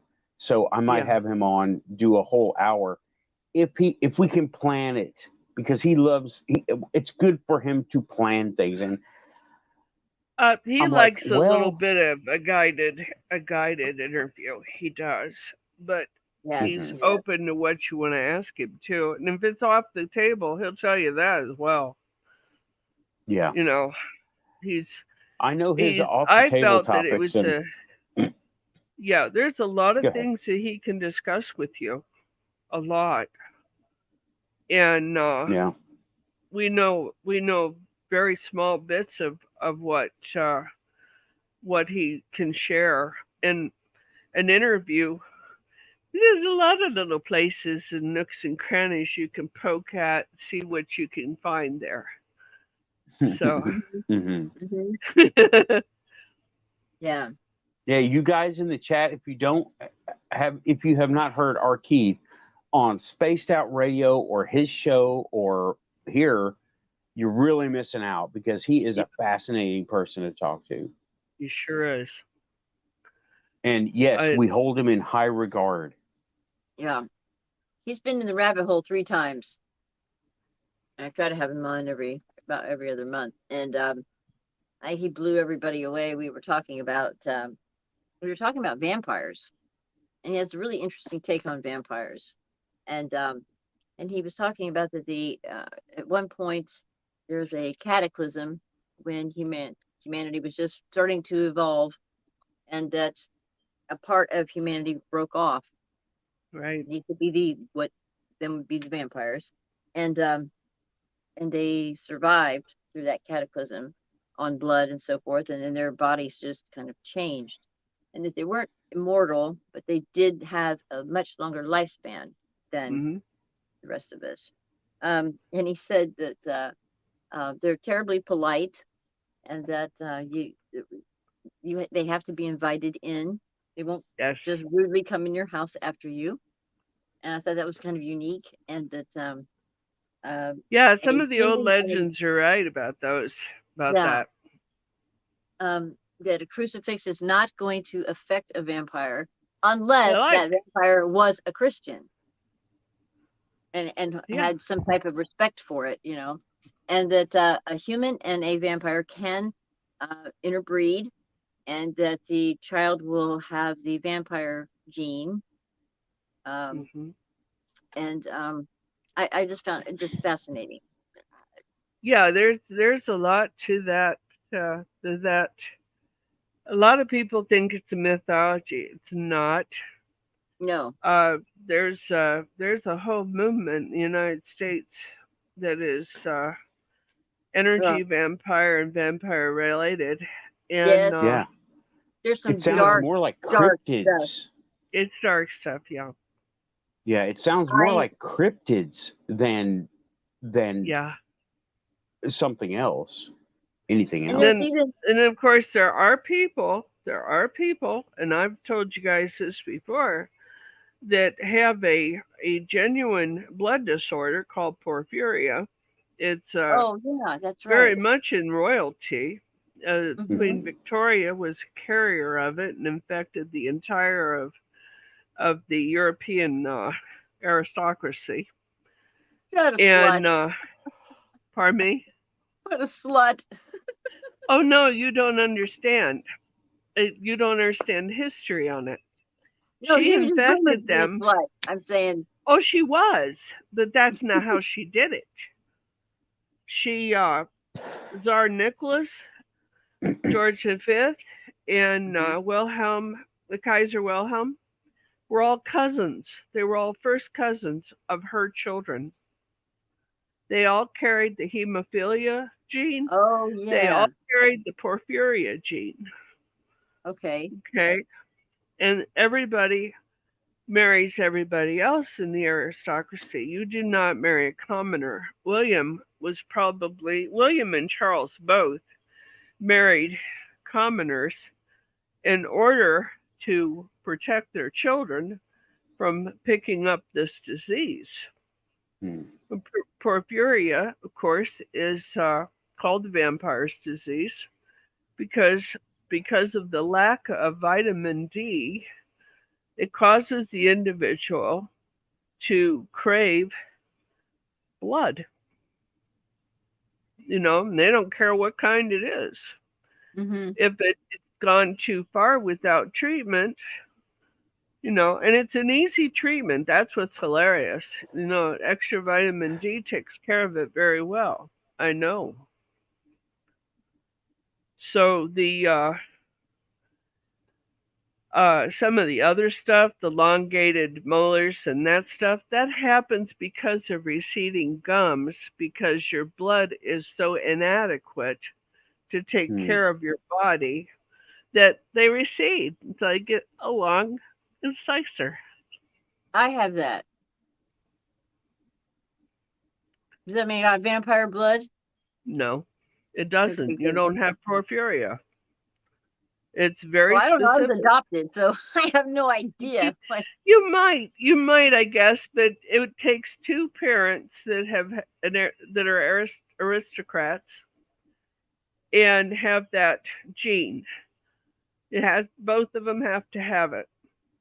Okay, that's how it works. I'm the right person. So it's possible. It's unlikely. Can you stand to be outside in the sun? Not for very long. No. And I'm very much a night person. Welcome to the club, dear. Same. Anyway, it is not a hideous thing at all when it is treated correctly. The individual that has it leads a very common life. They're not bothered by much. They don't like to be outside when it is very, very bright or during the heat of the day at all. I can't be. I can't. No. So, it's a little complicated. If it goes completely untreated, it can cause mental illness. So, and like I said, it's treated very simply, and that's with vitamin D. Mm-hmm. Now, a lot of in the old days, the way they got that vitamin D was by drinking blood of cattle, blood of sheep, and of course, the commoner sees you do that. No, oh my God, they're all this stuff, they're cursed, Right. Yeah. No, I like my steak rare. Thank you very much. Yeah. Yeah. But there is another side to that stuff, and that's the humans that have those diseases. There is another side to that, because the Dark Ages wiped out a bunch of that stuff, and the Crusades was not just about the Middle East. Yeah. I learned a lot about this stuff by looking at that the guy in Florida who found a trunk of his father's or great-great-grandfather's things, and he was a monster hunter. Yes. He was commissioned by the Pope at the time, and it became a family tradition. They didn't have the treatment that they have now. Right. Well, they didn't have it. I want to know, because there are descriptions in the journals that he found. He said what he was describing, one of the things, speaking of vampirism, was it described just like the Nosferatu type vampire. Yes. And the loss of hair, the gaunt appearance, the red eyes, pure white skin, because again, you cannot stand to be outside in the sunlight. Right. Well, there's other things in there too. Yeah, and if they are men, if they go crazy, they will go after people, just like a rabid dog would. Oh, really? Mm-hmm.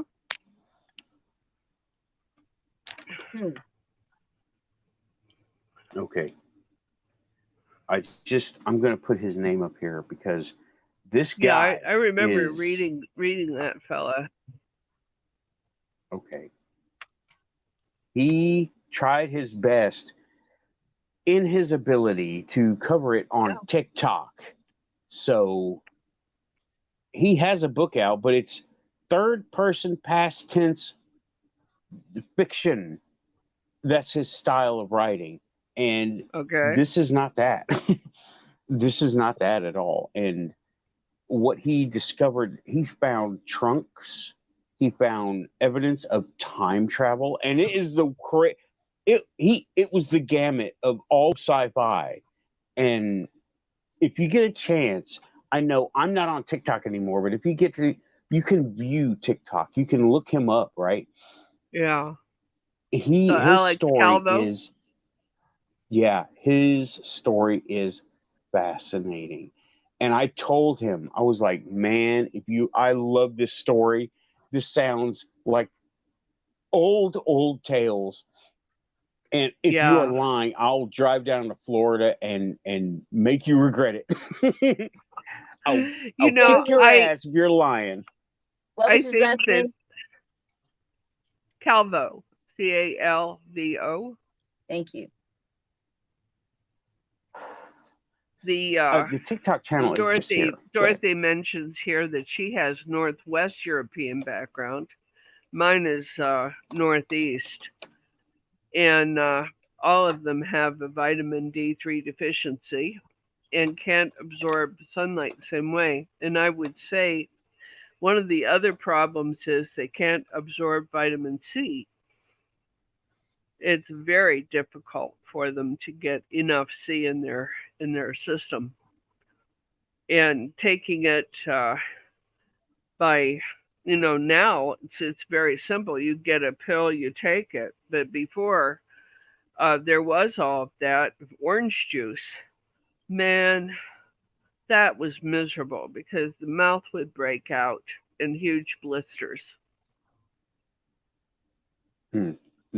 So, it's we've conquered a lot of the problems that particular disease had. Of course, hemophilia has been a whole nother problem. But again, you make sure you're not first cousins and don't have that gene, and you shouldn't have too much trouble having kids that have hemophilia. So that's kind of can be a problem for folks. What's up, Joe? Yes. Joe has shown up in the chat. He did. He said, and I'm going to bring her up. There is an individual that he's speaking of. Her name was Kane. That was her name. And she had been one of the subjects of the book Something in the Blood. And she has to do like I do, take huge doses of vitamin D. Otherwise you got to have blood. You have to drink it. I remember her. Okay, you remember her. There you go. I met her. Yeah, talked to her. Yes, I've never met her. I didn't have that privilege. But that blood loss was solved by the big, massive doses of vitamin D. And in fact, one of the ways that I knew to take care of this with that was he mentioned, hey, this was solved this way. Maybe it'll help you. I took it to my doctor. Big doses of vitamin D. So that was helpful. Hello, Joe Lawrenson. You should be on here. Where have you been?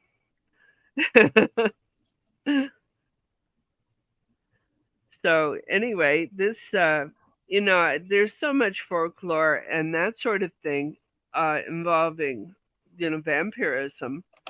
But there's another kind of vampirism that seems to be gaining some momentum. And that is the psychic or the energy vampire. And they're a sort of a super empath that can draw energy from being with another person and essentially working with their essence. Most vampires, I will say most, not all, because all is a big word.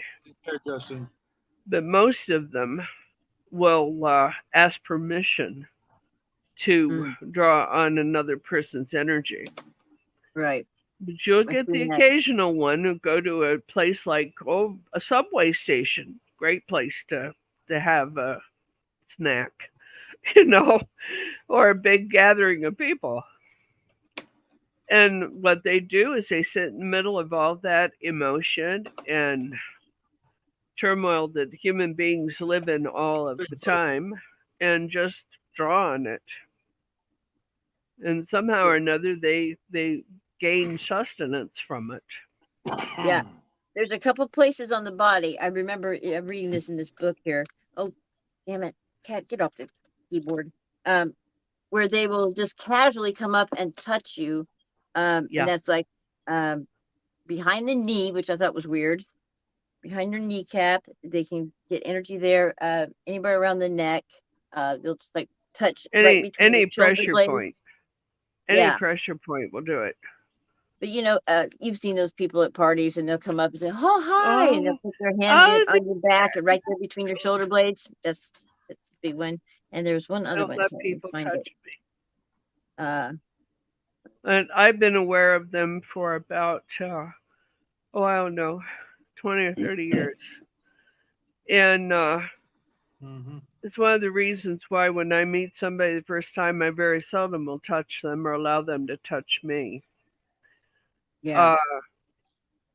there's a lot more of them than you might think, you know. Yeah, there's a lot of And them. some of them are totally unaware of the ability. They just they find large groups of people very energizing.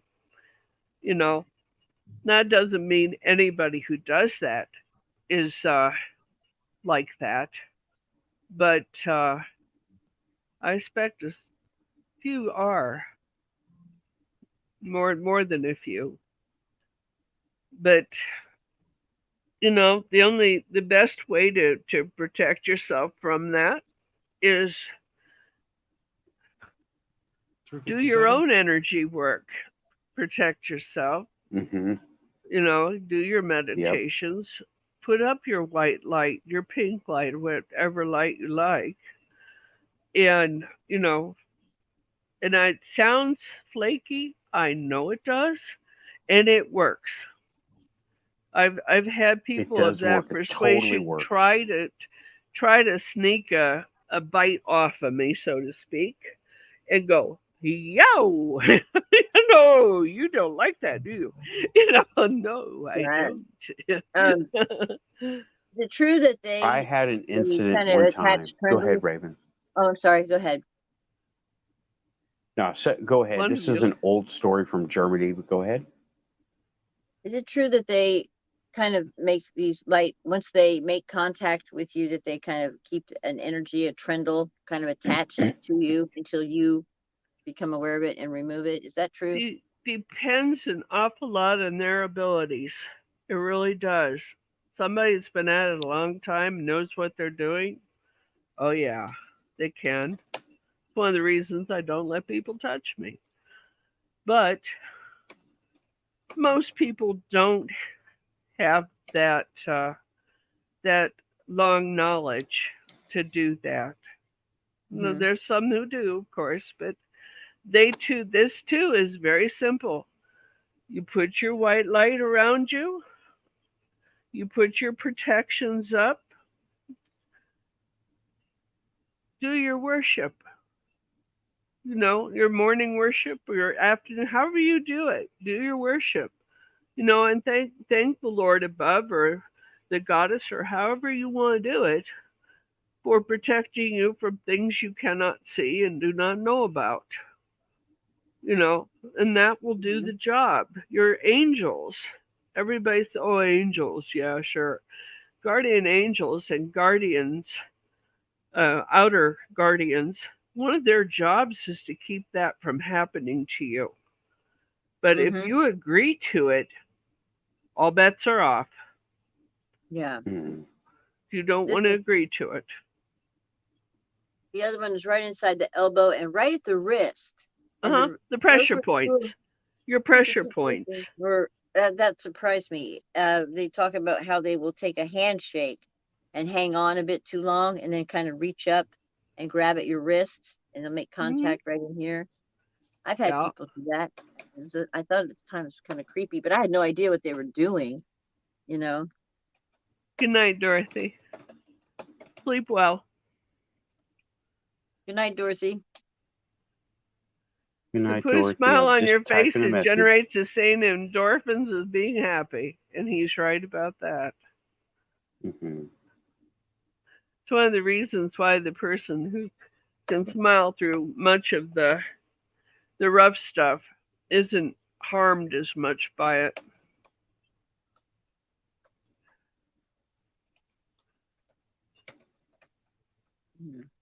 Yeah, that's me typing, I guess. Joseph going out too? Yes. Good night, Joe.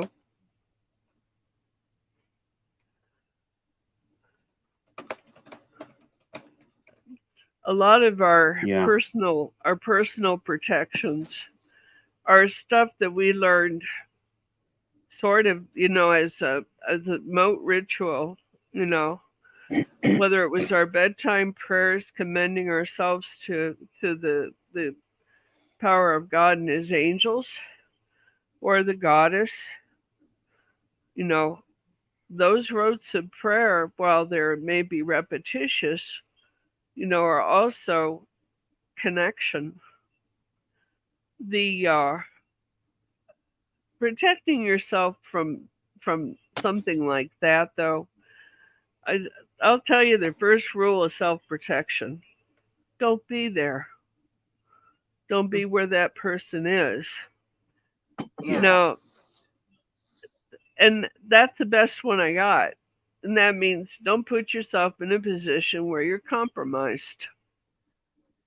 And the more compromised you are, like you kind of told your folks that you were going to go to somebody else's house and suddenly you're at a rave, yeah, you put yourself in a bad position in more ways than one. I mean, that's just the least of what can happen. So, it's simple self-protection is very simple to do and very easy to accomplish. Can some of those kinds of people break through those? Not usually. I would say few and far between is the one that can break into your defenses if you don't want them broke into.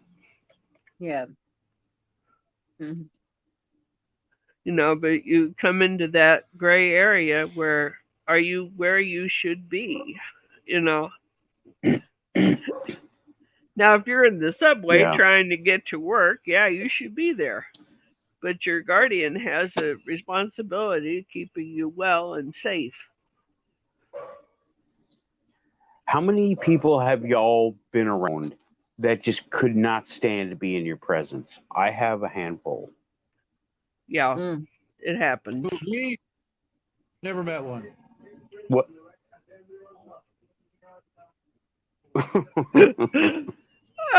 No.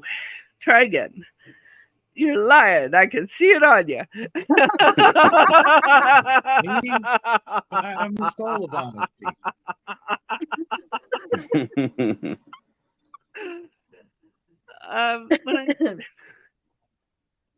Millard, please don't be yelling at the dogs.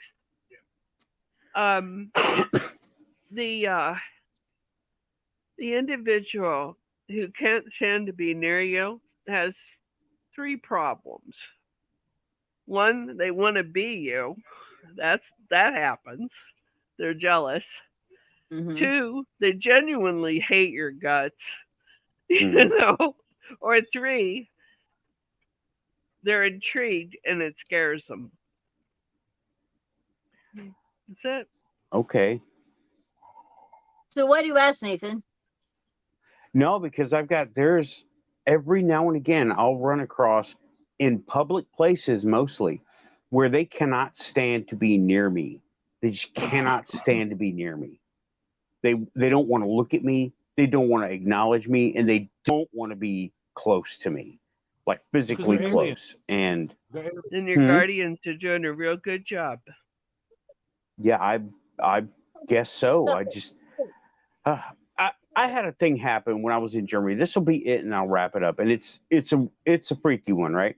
Okay. I had not been into paganism actively too long, but it was maybe 4 years. I was 4 years in, and I was a young, cocky dude, right? That thought I was 10 foot tall and bulletproof. And I got into, before Facebook and all of the social media, I got into this chat room, and it was like an AOL chat room, and they were talking about pagans. And I didn't know anything about, I was studying paganism. I wasn't studying anything else yet. And the ones that kind of run alongside with us, right? Satanism, I hadn't looked into it yet, and I had just the stupid preconceptions, right? Yeah, and I made some remarks. Yeah, I made some remarks from a stance of ignorance I didn't know yet, right? In this public chat room with these people, and there was a Satanist there, and I shouldn't have said what I said, but I'm not going to repeat it. It wasn't super mean or anything, but it was dumb, right? It was a dumb kid move. Yeah, it was just something. It was just something that you probably shouldn't have done. That's all.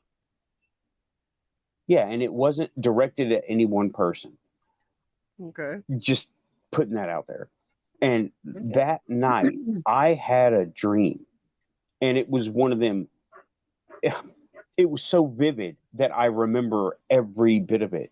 I was laying on a table and I couldn't move. But the thing was, I didn't want to move. And I was smiling and I was happy. And there was a guy standing about 5 feet away from me, just looking at me, regarding me. And that was the end of it. So I think somebody heard what I said and said, "What's this dude's deal?" and checked me out astrally. I think that's what happened. I say that's a pretty good guess. Yeah, that's as much information as I have on it because that's what I remember. And the whole discussion got deleted the next day because after I left out, people started threatening each other, and the mod deleted the conversation. We're not having that here. And I was like, well, good. We don't need to see that stuff. But that's something AOL that happened. Was difficult in first steps of social media. But one thing about it, their moderators had an awful lot of power and could stop stuff. Could stop it very quickly. This guy was on it, and he was trying to be fair and impartial, but when people started, I wasn't there for this part. When people started threatening each other, he was like, nope, delete the whole conversation. So it's gone. He might still have it, but it's gone.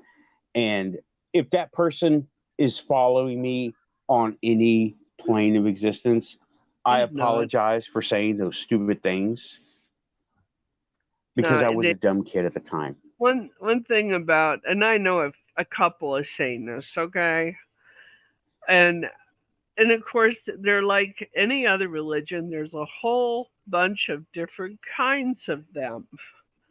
And from the very, very, it's about me and what I want, to those who are in for evil. It goes the whole gamut. But and it goes the whole gamut in any religion, you know. But I was gonna say that, yeah. It with those guys, if you don't have their thought process, they don't care. No, they really don't. They would just as soon, okay, fine, you have your opinion, run along, and I'll keep doing my thing because it works for me. You know, I think I got in a terrific argument with one person one time, and like you, I was ignorant about the whole business. And I just basically looked at him and said, as far as I'm concerned, you're part of the Christian religion, and, oh yeah, that's a good way to get it started. And I don't think that anymore, but it's not necessarily because of what he said to me about it, but they don't believe in him either. So it's basically with Wicca, it's harm none, do what you will. With Christianity, it's very similar. With those folks, I'm going to do what I need to do and get out of my way. I'm not going to do anything bad if I don't have to, but I'm not against it if I do. Right. And do I understand it? Hell no. I don't get it. I really don't. But they do, and they're welcome to it. It's okay with me that somebody has a different idea of how things should be done. We can all live here peaceably and without a lot of conflict. Yeah. And most of the tenets that I understand from Satanism is self-empowerment and getting along with your neighbor. Yeah. That's like the main thing that they preach is Self-reliance, self-empowerment, getting along with your neighbor. Mm-hmm. Yeah. There was And a I like convention in those. Boston, and they had the tenets in this article that somebody sent in to me. There were like 10, almost like 10 commandments, but there were 10 of those. And every Well, the single 10 one of those, directives, I think, is what it's called. yeah, every single one of those I had to agree with. There was nothing in there that was, really, what you would assume would be so opposite of Christianity. I mean, I wouldn't. Yeah, no. There's a lot of agreement in most of it. There's nothing diabolical. There was nothing harmful or blasphemous or anything like that. It was very much about the self, and it wasn't in a narcissistic way. It was in a like self-reliant and like self-improvement, do for yourself before you worry about what anybody else is doing. Yeah. Mind your own business, stay in your own lane. Yeah, do what you want, don't hurt anybody, and do whatever the hell you want, Yeah. Cool. And we have basically the same thing. Harm none, do what you will. Yeah, do what thou wilt, harm none. So, but yeah, I have a possum right behind my chair.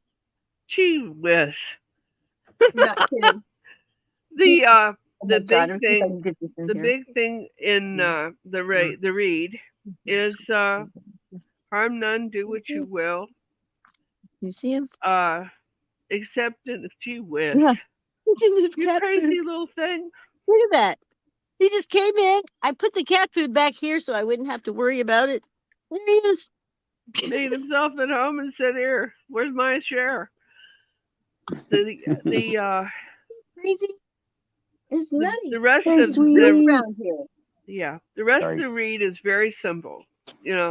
Harm none, do what you will. Acceptance and harm none.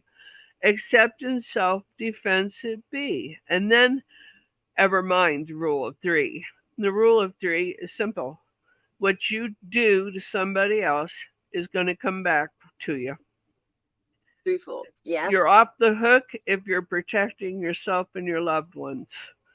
Otherwise, you better watch it. Yeah, that's manifestation and intention. Yes.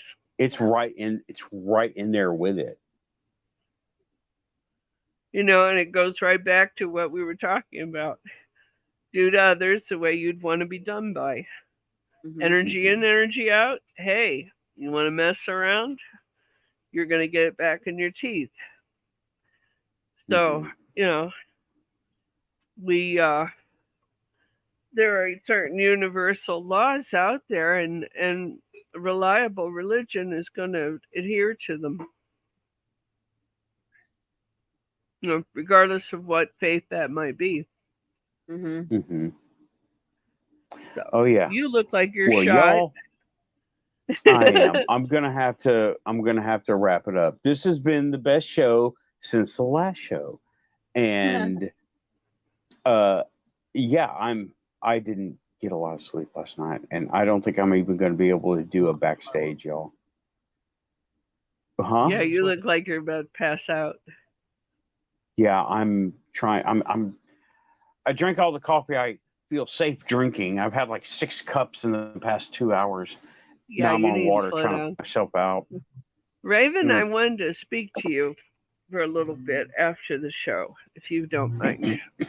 No. That's fine. Okay. Well, I will go ahead and shut down the live. Everybody in the chat, thanks for coming by.